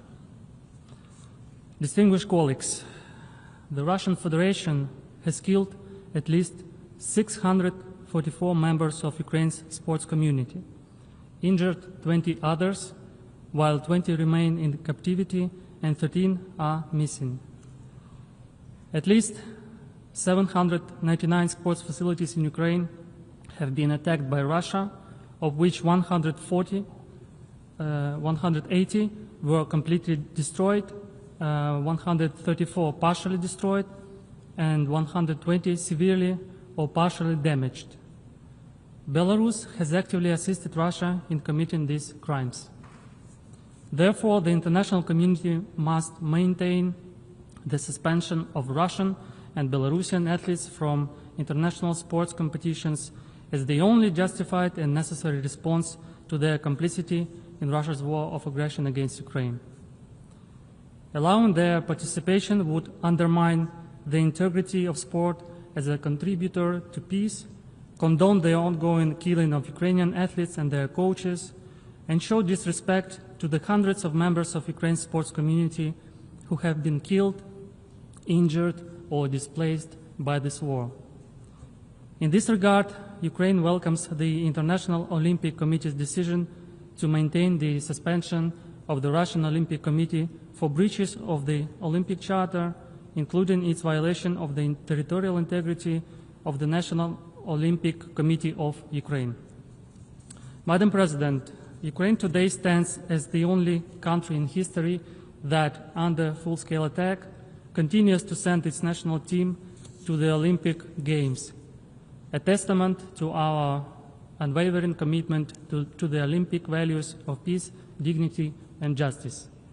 Russia often repeats the phrase, "Sport is outside politics," but war is not politics. War is a crime. A state that wages a war of aggression deliberately kills athletes, destroys stadiums and sports schools, has no moral standing to refer to the Olympic ideal. Russia has violated the Olympic Truce at least 3 times, further demonstrating its disregard for the fundamental principles of the Olympic movement. Distinguished colleagues, sport must remain a platform for peace, not a tool for propaganda by aggressor states. We must ensure that there is no Russian or Belarusian state representation in global sport until Russia ends its barbaric war of aggression against Ukraine. I thank you.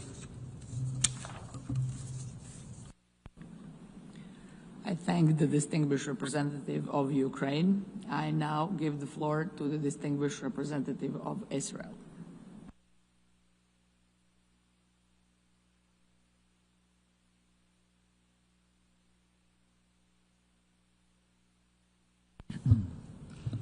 Thank you, Madam President. And I join others in welcoming the President of the International Olympic Committee to New York and wishing her much success. Israel would like to thank Italy for facilitating the negotiations of this draft resolution. We co-sponsored the resolution and support it.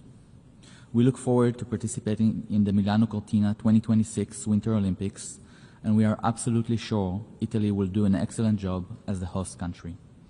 We also can't wait for the Summer Games to return to Los Angeles in 2028, and our athletes are training hard to bring their absolute best to the Games. It is very exciting that for the first time, the Summer Youth Olympic Games will take place on the African continent. Senegal, which is known for its supporting culture, especially among youth, will definitely create a unique experience for all delegations, and we are proud to bring a team of promising young athletes to the Games. Colleagues, we each have our own Olympic moment, moments filled with pride and inspiration. For many Israelis, that moment was Yael Rad winning our first ever medal at the 1992 Barcelona Olympics. Yael has inspired generations of judokas in Israel, girls and boys alike, and thanks to her, judo remains one of the most popular sports events in Israel. We also can't forget the iconic moment of rhythmic gymnast Linoy Ashram bringing home the gold all-around medal at the Tokyo 2020 Olympics, or Moran Samuel, a world champion, winning the gold medal at the 2024 Paris Paralympics in the women's individual rowing competition. All of these athletes uphold the Olympic values of excellence and determination to the highest levels. They have become role models in and out of the ring for younger generations who see themselves in them. And the message is clear. Everyone has a place in sports, and everyone can excel no matter where you come from, no matter what your gender is, or if you're an athlete with disabilities.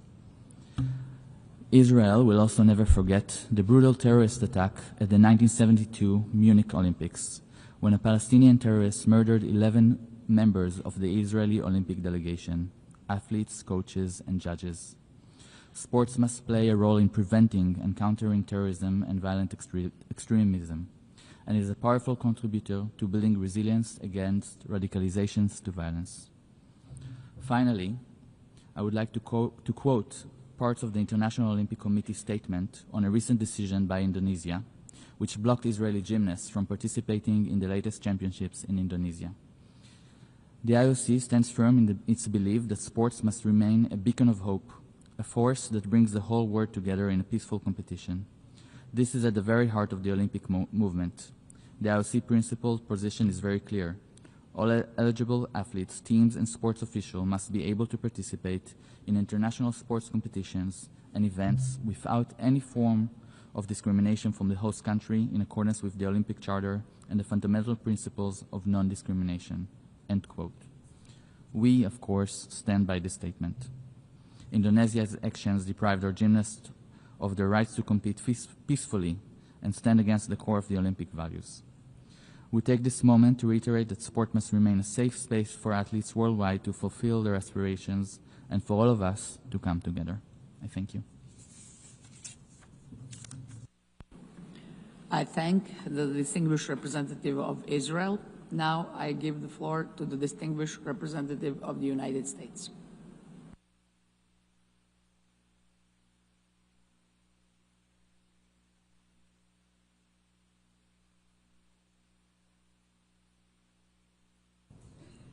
Good morning. Thank you, Madam President. I'm honored to represent the United States in the General Assembly today. It's wonderful to join colleagues from the U.S. Olympic and Paralympic Committee, including Board Chair Jean Sykes. I'd like to acknowledge and thank our Italian colleagues, including Milano Cortina 2026 President Giovanni Malago, and his team's tremendous work preparing for the upcoming Winter Games.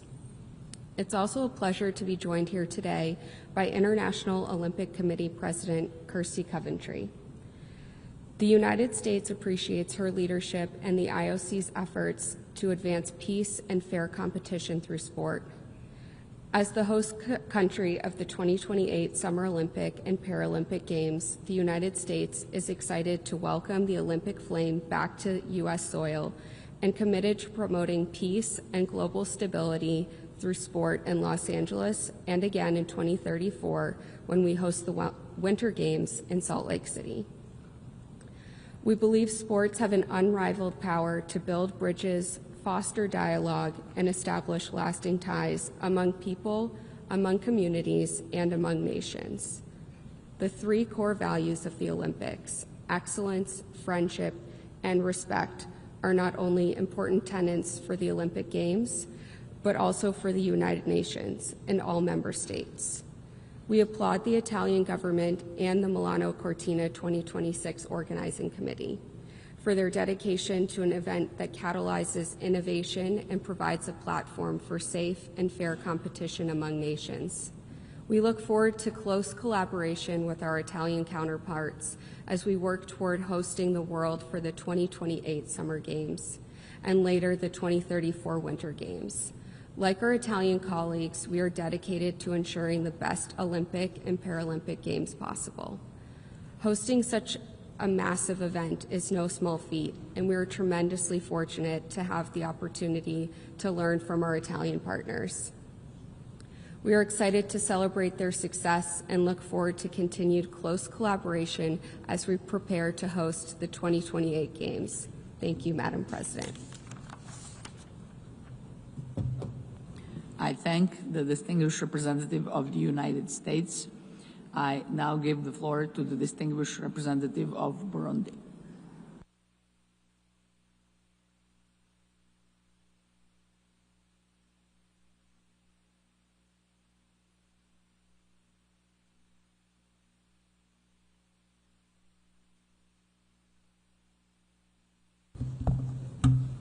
Madame la Présidente, ma délégation souhaite exprimer sa sincère gratitude à la délégation de l'Italie pour la conduite inclusive et constructive des consultations ayant abouti au projet de résolution intitulé « Construire un monde pacifique et meilleur grâce au sport et à l'idéal olympique ».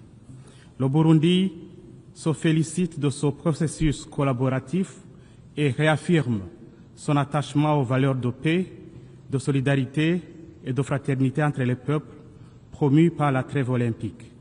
Nous saluons l'esprit de cette initiative qui met en lumière le pouvoir du sport pour renforcer la cohésion sociale, la réconciliation et la coexistence pacifique. Madame la Présidente, le Burundi souhaite partager une expérience nationale qui, au fil des années, est devenue un modèle de réconciliation, de paix et de développement par le sport. Sortant d'une décennie de conflits violents, période durant laquelle les liens sociaux étaient rompus et l'État peinait à retrouver son autorité, notre pays s'est tourné vers un instrument universel, simple mais profondément humain, le sport. Nous avons choisi de transformer les terrains de jeu en espace de rencontre, de dialogue et de reconstruction. Les jeunes, qu'ils soient anciens combattants rebelles, militaires de l'armée gouvernementale ou civils, ont été rassemblés autour des compétitions sportives organisées dans tout le pays. Dans un premier temps, des équipes ont été formées au sein de chaque province. Par la suite, les meilleurs joueurs ont été sélectionnés pour constituer des équipes interprovinciales mixtes, symboles d'unité et de réconciliation. Ces tournois interprovinciaux ont transcendé les divisions. D'anciens adversaires sont devenus coéquipiers. Les supporters se sont rassemblés derrière leurs équipes régionales et progressivement, un sentiment d'appartenance commune a émergé. La fierté d'être burundais avant tout. De cette dynamique est née une initiative nationale porteuse d'espoir, le flambeau de la paix. Depuis 19 ans, le flambeau traverse toutes les provinces du pays, transmis des autorités aux citoyens, des femmes aux hommes, des personnes âgées aux jeunes, des militaires aux civils, un symbole d'unité, de solidarité et d'engagement collectif. À chaque étape, il est accompagné de projets communautaires. construction de routes, écoles, centres de santé ou initiatives économiques locales, faisant du flambeau de la paix un levier tangible de développement social. Cette initiative repose sur 4 piliers. La mobilisation nationale favorisant un sentiment d'appartenance partagé, les messages de paix essentiels dans notre contexte post-conflit, le développement communautaire grâce aux contributions locales et construction lors du passage du flambeau dans différents endroits, et l'engagement politique assuré par l'alignement des thèmes annuels aux priorités nationales, comme celui de 2025, leader flambeau du peuple vers le développement. L'approche burundaise reflète la conviction de son Excellence Monsieur le Président de la République, Évariste Ndayishimiye, selon laquelle il n'y a pas de paix sans développement. Le flambeau de la paix illustre l'union entre sport, paix et progrès socio-économique. Madame la Présidente, après 19 années d'application continue, notre expérience nous a enseigné plusieurs leçons essentielles. La nécessité de la continuité des initiatives de paix qui favorisent un impact durable, l'importance du sport comme vecteur et non comme finalité, l'engagement politique à tous les niveaux, l'adaptation thématique et l'inclusion territoriale totale, assurant qu'aucune communauté n'est laissée de côté. Fort de ce succès, le Burundi est convaincu que ce modèle peut inspirer d'autres nations. Le flambeau, symbole universel d'espoir, de résilience et de dépassement, transcende les frontières, transcende les cultures. C'est dans cet esprit que le Burundi propose la création de la Global Peace Torch Initiative, qui permettrait à chaque nation d'allumer son propre flambeau de la paix, adapté à son contexte spécifique, mais uni dans un objectif commun, promouvoir la paix, la cohésion sociale et le développement durable grâce au sport et à l'esprit olympique. Dans sa dimension mondiale, le flambeau de la paix partirait du Burundi pour voyager à travers le monde, en commençant par 5 des pays qui adhèrent à cette initiative sur tous les 5 continents. Son parcours serait conçu pour traverser les nations en situations diverses, pays fragiles ou sortant de conflits, pays déjà en paix, ainsi que ceux confrontés à des chocs économiques, sociaux, climatiques.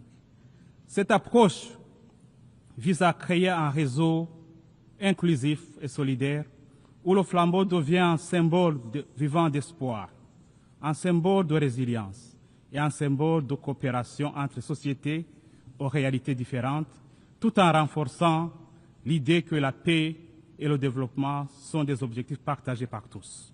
Nous exprimons notre profonde gratitude pour les nombreux messages de soutien déjà reçus de la part de plusieurs délégations ici présentes à l'égard de cette initiative.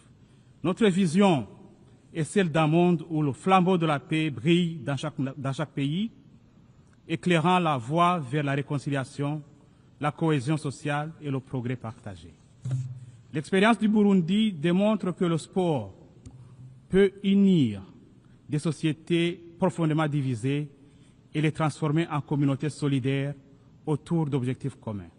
Dans un contexte mondial marqué par les conflits, les inégalités, la polarisation sociale, les crises climatiques et les déplacements forcés, le sport offre un outil puissant d'espoir, d'inspiration et d'action collective. L'initiative mondiale du flambeau de la paix pourra se développer en s'appuyant sur les mécanismes existants, sans structure nouvelle, renforçant ainsi le multilatéralisme concret et coopératif, et favorisera l'échange d'expériences, l'apprentissage mutuel et la construction de réponses communes aux défis globaux. Le Burundi souhaite mettre à la disposition du monde son expérience unique, celle d'un peuple ayant su transformer la douleur en espoir, la division en unité et le jeu en instrument de paix.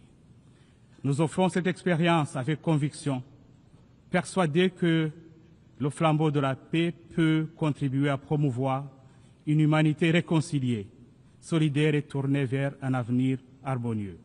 Madame la Présidente, à la suite de cette expérience, le Burundi se réjouit d'avoir coparrainé ce projet de résolution sous analyse, qui illustre l'engagement collectif des États membres à promouvoir la paix et le dialogue par le sport.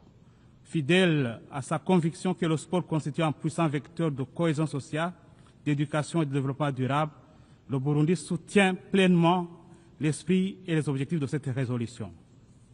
En appuyant la trêve olympique, notre pays réaffirme sa détermination à encourager un monde où les différences deviennent une richesse et où le sport sert de pont entre les nations. En conclusion, le Burundi réitère son soutien total aux idéaux du mouvement olympique et adresse ses meilleurs vœux pour la réussite des Jeux olympiques et paralympiques d'hiver de Milano Cortina de 2026, ainsi que des Jeux olympiques de la jeunesse de Dakar en 2026, les premiers du genre organisés sur le continent africain. Cet événement historique constituera une source de fierté pour l'Afrique et un symbole de l'importance croissante du sport dans la promotion de la paix, de la jeunesse et du développement. Je vous remercie. I thank the distinguished representative of Burundi. I now give the floor to the distinguished representative of Zimbabwe.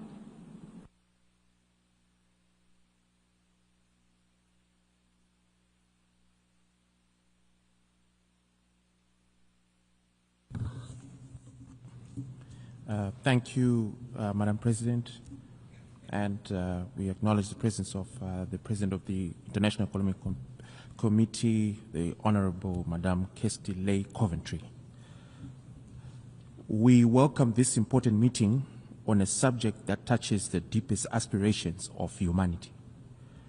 Over 2,700 years ago in ancient Greece, even bitter rivals paused their conflicts under a Kecheria, the Olympic Truce, allowing the safe passage to the Games and demonstrating a shared recognition of a higher duty to peace. Since those ancient times, the Olympic spirit has carried a profound hope that even briefly, nations might set aside their quarrels and allow the young to compete in peace. The Olympic Truce is therefore a moral summons reminding us that beneath our flags and borders, we remain one human family. Today, as conflicts intensify across the world, this appeal becomes even more urgent. The pause in hostilities 7 days before the Games and 7 days after may be brief, but it is significant. Zimbabwe reaffirms its strong support for the Olympic Truce because even the smallest moment of peace can open doors to dialogue, humanitarian access, and renewed hope. We acknowledge with regret that the truce has too often been honored more in language than in action. Yet, we must not give in to despair. To abandon it would be to extinguish one of the few moral lights still shining in a troubled world. Our responsibility is to keep that light alive. Madam President, sport remains one of humanity's greatest forces for unity. It bridges cultures, softens divisions, and instills discipline, fairness, and respect. Zimbabwe welcomes this resolution and its recognition of sport as a driver of education, social inclusion, and sustainable development. We are especially inspired by the upcoming Dakar 2026 Youth Olympic Games, the first Olympic event on African soil. This is a proud milestone for our continent and a moment of hope for millions of African children.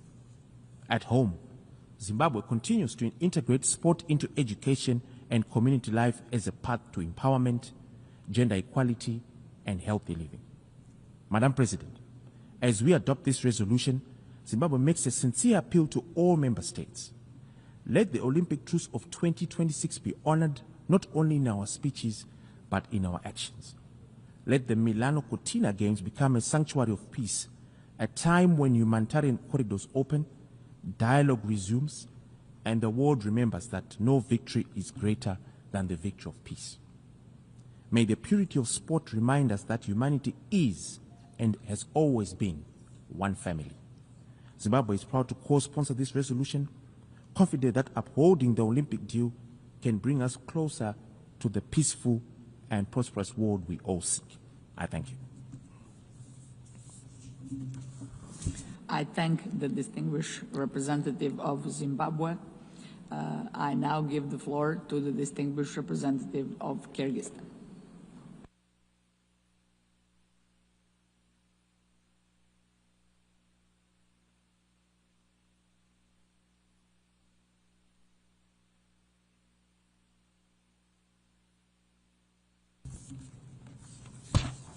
Thank you, Madam President. The Kyrgyz Republic thanks Italy for its leadership in advancing this important resolution. As a proud co-sponsor, we join Italy in its strong commitment to promoting sport as a force for peace, dialogue, and development. Sport is widely recognized by the United Nations as a powerful tool for positive change. It supports key SDGs, including good health, gender equality, reduced inequalities, and peaceful societies. In Kyrgyzstan, sport plays an important role in promoting healthy lifestyles, preventing harmful habits among young people, and strengthening trust and unity among different communities. At the national level, we are implementing a new program for development of physical culture and sports until 2030. Our priorities include increasing the number of people who practice sport to up to 40%, expanding modern sport infrastructure across the country, including in rural areas, and tripling the number of children and youth in sports schools.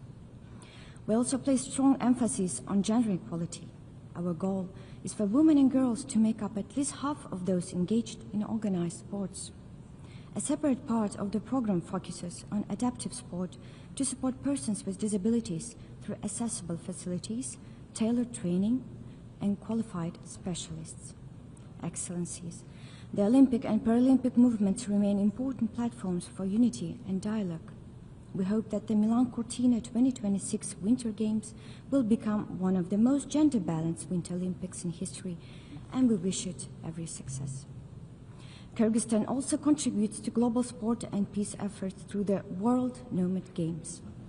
As the initiator and co-organizer, we promote traditional sports as a way to bring cultures together.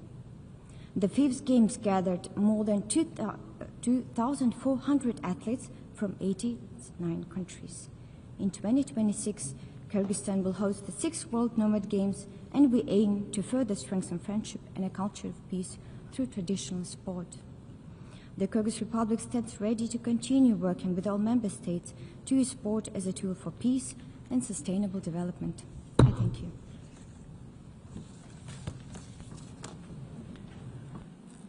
I thank the distinguished representative of Kyrgyzstan.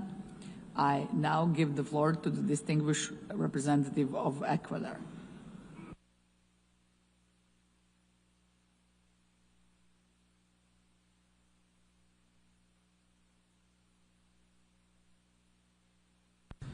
Muchas gracias, señora presidenta.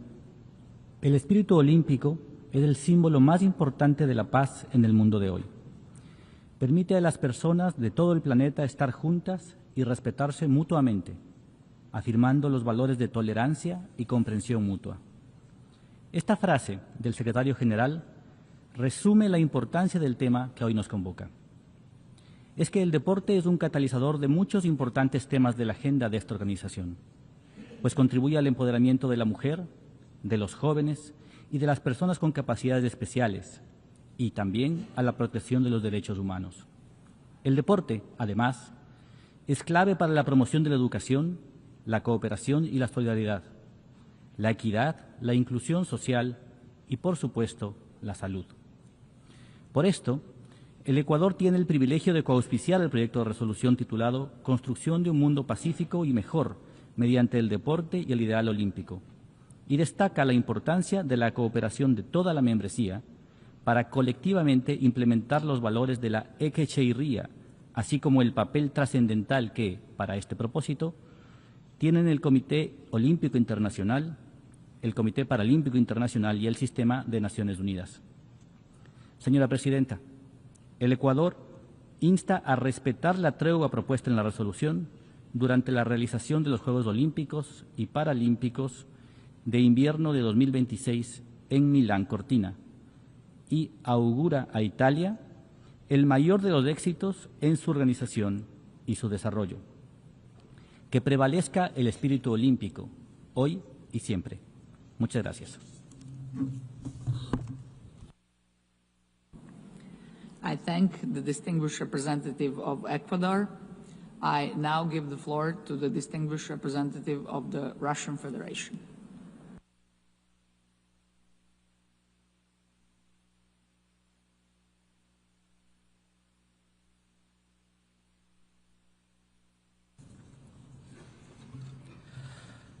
Благодарю вас, госпожа председатель. Олимпийские игры никогда не были просто спортивным соревнованием, в котором атлеты демонстрировали бы свою силу и выносливость. В их основе лежала идея сплочения и отказа от конфронтации. Олимпийские игры являются одним из инструментов дипломатии, способствуя снижению напряженности в международных отношениях и разрешению конфликтов. Спорт – один из имеющихся в распоряжении человечества инструментов продвижения принципа мирного существования в духе добрососедства и культуры принятия своего соперника. Российская Федерация убеждена, что в условиях нарастающих глобальных вызовов олимпийские идеалы приобретают особую значимость. Мы последовательно продвигаем ценности спорта, особенно среди подрастающего поколения, как универсального языка мира, взаимного уважения и солидарности, способного объединять культуры, преодолевать вражду и формировать атмосферу доверия между народами. Особое внимание уделяем международному сотрудничеству в спортивной сфере. Мы приветствуем решение Генеральной Ассамблеи Международного Паралимпийского комитета о полном восстановлении в правах Паралимпийского комитета России. Для наших спортсменов с ограниченными возможностями это крайне позитивный сигнал, дающий надежду на скорое возвращение к любимому делу, которого они были незаслуженно лишены в силу политической конъюнктуры. Российская Федерация выступает за то, чтобы спорт в мире развивался по собственным законам, не зависел от политической обстановки и предпочтений, и тем более не становился предметом дискриминации и манипуляций, сродни тем, которые мы, к сожалению, сегодня вынуждены были слушать с этой самой трибуны. В этой связи мы приветствуем подготовленный делегацией Италии проект резолюции утверждения мира и построения более счастливой жизни на планете посредством спорта и воплощения олимпийских идеалов. Нам отрадно видеть позитивные изменения в нынешней версии текста. В частности, параграф 31 преамбульной части данной резолюции признает все без исключения принципы Олимпийской хартии, в числе которых, напомню, противодействие дискриминации и политический нейтралитет олимпийского движения. Мы надеемся, что представители западных стран, которые выражают поддержку данному документу сегодня, в скором времени не на словах, а на деле покажут, что для них эти постулаты не пустой звук. Мы желаем Италии успехов в подготовке и проведении зимних Олимпийских игр в Милане и Кортине. Уверены, что на главном спортивном мероприятии будет преобладать дух истинного олимпизма и, конечно, с нетерпением ожидаем увидеть, как высокий профессионализм российских спортсменов вновь проявит себя на международной арене. Мировому сообществу еще предстоит пройти значительный путь, чтобы восстановить их веру в целостность олимпийского движения, подорванную в последние годы политически мотивированными решениями. Возвращение к подлинным идеалам спорта требует совместных усилий, свободных от предвзятости и двойных стандартов. Все олимпийцы должны иметь возможность участвовать в соревнованиях на равных, в атмосфере уважения, справедливости и свободной от политических барьеров. Благодарю за внимание. I thank the distinguished representative of the Russian Federation. I now call on Ms. Kirsty Coventry, President of the International Olympic Committee and as said, double Olympic champion of swimming and also the first female president of the IOC. Please, the floor is yours.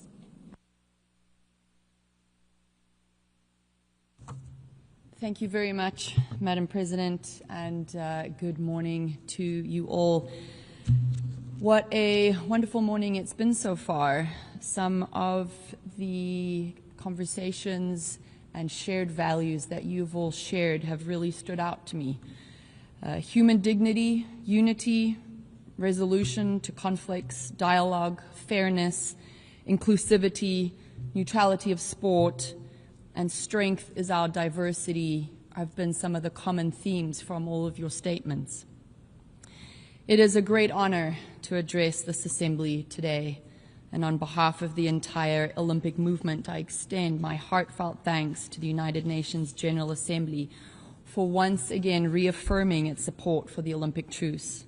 I would like to express our special appreciation to the mission of Italy as host of the upcoming Olympic Winter Games Milano Cortina 2026, and to the missions of Monaco and Qatar as co-chairs of the Group of Friends of Sport. We are also deeply grateful to the many member states that have co-sponsored this resolution and continue, as we heard today, to champion the power of sport, to promote peace, to empower women and youth, and to strengthen communities through health, education, and inclusion. The Games in Milano Cortina will be my first as president of this International Olympic Committee. I often think back as a 9-year-old girl in Zimbabwe growing up, watching the 1992 Barcelona Olympic Games and telling my parents that I was one day going to go to the Olympics and win a gold medal. And a few years later, when I was 21, I got the honor of standing on that Olympic podium. That little girl never could have imagined that one day I would be given such a huge honor of leading this incredible organization. And with this role comes great responsibility, a responsibility to stand up for everything that makes sport and the Olympic Games such a powerful force for good. It is a responsibility I hope to share with everyone who believes in the values of our Olympic movement. And it is a responsibility that I humbly ask all of you to share with me today. Around the world, conflict and division continue to cause untold suffering. In such a world, sport and the Olympic Games in particular can offer a rare space where people meet not as adversaries, but as fellow human beings. When athletes come together, they do not see nationality, religion, or background. They see one another as fellow athletes. They compete fiercely, yet they embrace as friends, united by the same hopes and dreams.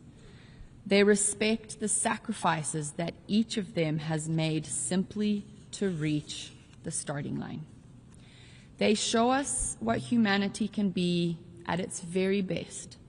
This is the spirit of the Olympic Truce, a call to set aside what divides us and rather to focus on what unites us. But athletes cannot do this alone. They can only inspire the next generation if they are able to compete. In this divided world, we need to work together to keep sport and politics apart. This means athletes must be able to enter host countries and take part in competitions, not face the threat of being left back at home because they are denied a visa for political motivated reasons. The final list of competitors must be decided by international federations, not by governments, and athletes must not be judged on where they come from, but rather on their sporting merits. Imagine being an athlete who has given everything for the chance to compete at the Olympic Games. The early mornings, the missed family moments, the years and years of dedication. Imagine the joy, the excitement of qualification, followed by the shock of being told you cannot compete, not because of anything that was in your control or what you did on the field of play, but because of politics far beyond your reach or control. This is why the Olympic Truce is so important, and this is why I'm so grateful for all of your support today. You are sending a clear message to the athletes of the world that yes, you will stand with them as they show on the Olympic stage that sport can unite us, despite what divides us. It is only when we protect the autonomy of sport that we can promise athletes from every country that they will be able to compete freely. It is only then that the young child watching the Olympic Games for the very first time can be inspired to dream big without the threat of any interference beyond their control.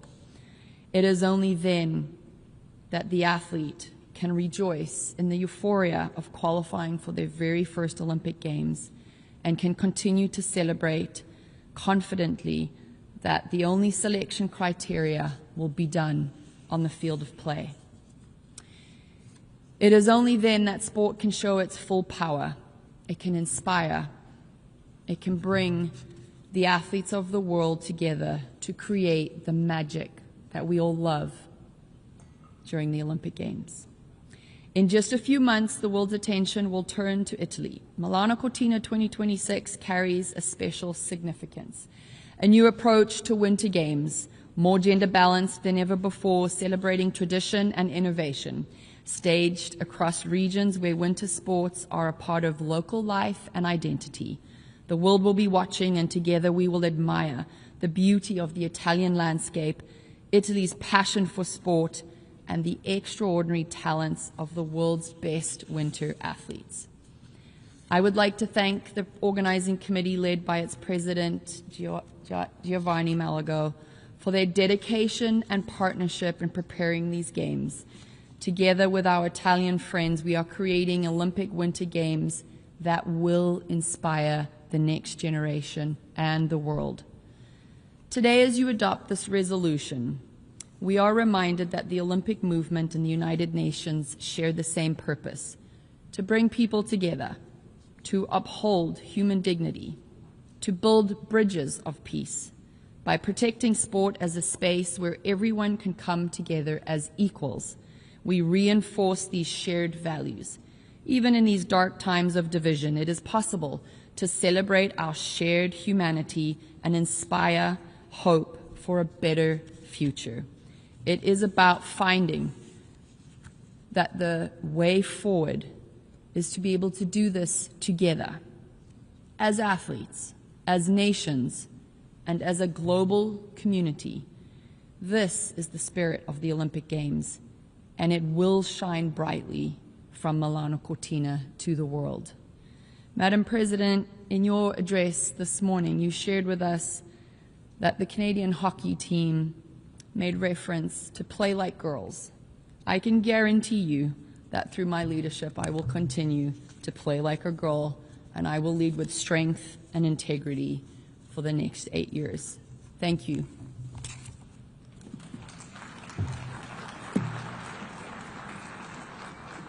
I thank the President of the International Olympic Committee.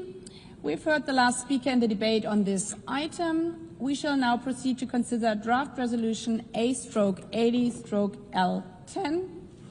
For your information, the draft resolution has closed for e-sponsorship. I now give the floor to the representative of the Secretariat.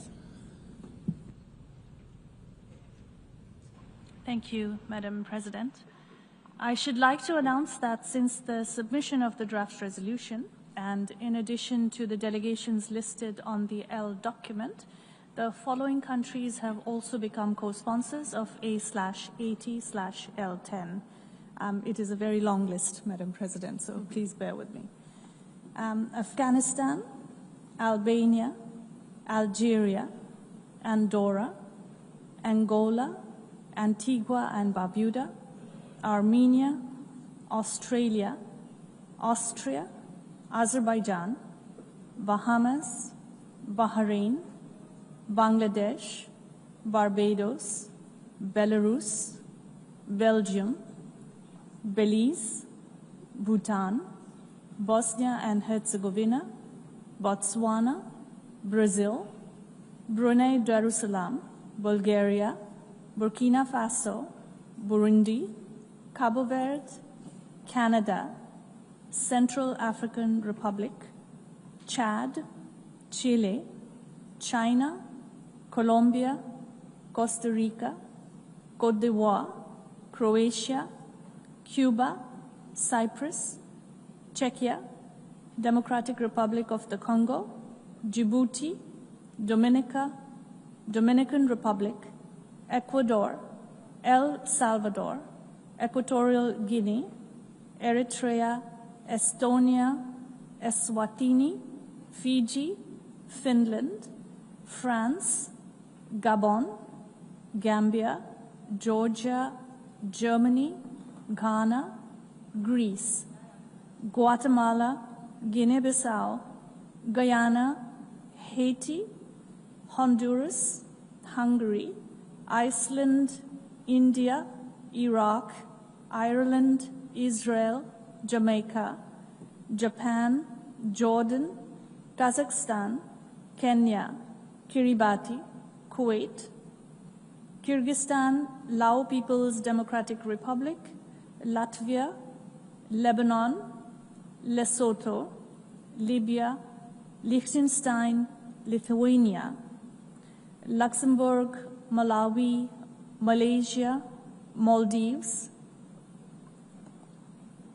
Mali, Malta, Marshall Islands, Mauritania, Mauritius, Mexico, Federated States of Micronesia, Monaco, Mongolia, Montenegro, Morocco, Mozambique, Myanmar, Kingdom of the Netherlands, New Zealand, Niger, North Macedonia, Norway, Pakistan, Palau, Panama, Papua New Guinea, Peru, Philippines, Poland, Portugal, Qatar, Republic of Korea, Republic of Moldova, Romania, Rwanda, St. Kitts and Nevis, St. Lucia, St. Vincent and the Grenadines, Samoa, San Marino, Sao Tome and Principe, Senegal, Serbia, Sierra Leone, Singapore, Slovakia,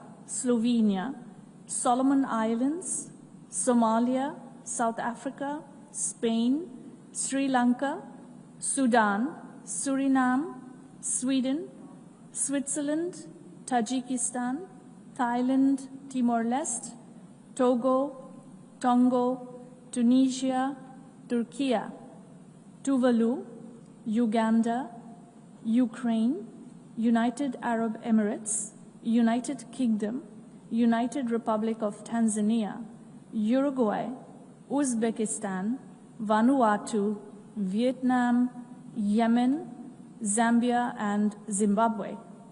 If any other countries wish to co-sponsor AD/L10, please signify by pressing the microphone button. Comoros, Congo, Trinidad and Tobago, Guinea, and that concludes the list. Thank you, Madam President. I thank the representative of the Secretariat. The Assembly will now take a decision on draft resolution A/AD/L10 entitled Building a Peaceful and Better World Through Sport and the Olympic Ideal. May I take it that the Assembly decides to adopt draft resolution A/AD/L10? It is so decided.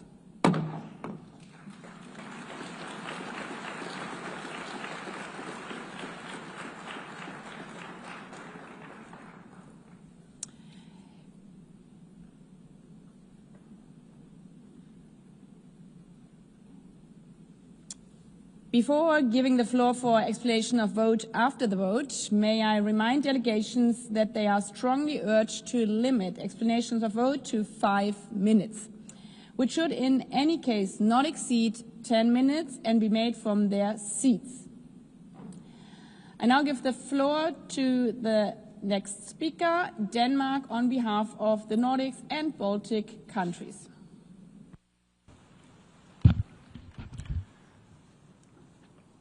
Madam President, I deliver these remarks on behalf of the Nordic and Baltic countries, Finland, Iceland, Norway, Sweden, Estonia, Latvia, Lithuania, and my own country, Denmark.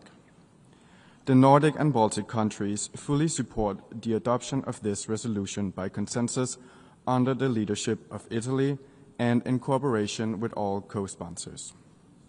The Olympic Truce, echoing the ancient Greek traditions, serves as a powerful symbol of our collective commitment to peace, unity, and understanding among nations during the period of the Olympic Games. At a time when wars continue to cause immense suffering and when trust in international cooperation is being tested, this resolution serves as a powerful reminder that collective challenges require global unity. Madam President, we wish to underscore the significance of the joint statement signed 12 November 2025 by 33 Ministers of Sport and the European Commission on the International Paralympic Committee's announcement on the Russian and Belarusian National Paralympic Committees. As we look ahead to the Milano Cortina 2026 Games, we extend our best wishes to the government of Italy in their preparations and to the athletes who will participate in the Games. Sport unites us. Let us seize that unity to build a more peaceful and humane world. I thank you. I thank the Speaker of Denmark on behalf of the Nordic and Baltic countries. I now give the floor to the Speaker of Argentina.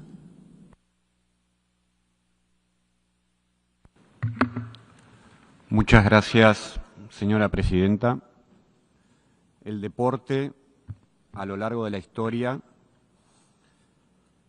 ha sido un lenguaje universal capaz de unir a los pueblos más allá de sus diferencias. En un mundo muchas veces marcado por la división y el conflicto, el deporte se alza como un puente de entendimiento, respeto y cooperación.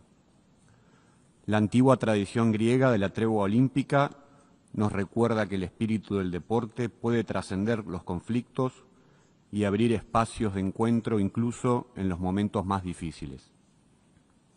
Hoy, a través del proyecto de resolución adoptado y por el cual agradecemos el trabajo de los facilitadores, mantenemos vivo ese espíritu, promoviendo el deporte como herramienta para la paz y el desarrollo. No obstante, a lo largo de los años que ya tiene esta resolución, el lenguaje se ha ido expandiendo a agendas que van más allá del espíritu original de la tregua olímpica.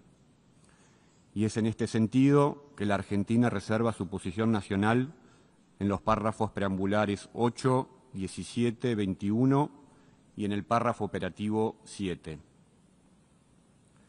Alentamos a volver a recuperar el foco de esta resolución en cómo las Naciones Unidas pueden apoyar iniciativas que utilicen la fuerza del deporte para fomentar el diálogo y la resolución pacífica de los conflictos. Señora Presidente, los Juegos Olímpicos y Paralímpicos de Invierno Milano Cortina 2026 representan una oportunidad excepcional para renovar nuestro compromiso con la paz. Saludamos al Gobierno de Italia y al Comité Olímpico Internacional por su trabajo y dedicación en la organización de estos Juegos, que esperamos sean una inspiración para seguir construyendo, a través del deporte, un futuro más justo y pacífico para todos. Muchas gracias. I thank the Speaker of Argentina. We have heard the last speaker in explanation of vote. After the vote, the exercise of the right of reply has been requested. May I remind members that statements in the exercise of the right of reply are limited to 10 minutes for the first intervention and to 5 minutes for the second intervention, and should be made by delegations from their seat. I call on the representative of Indonesia.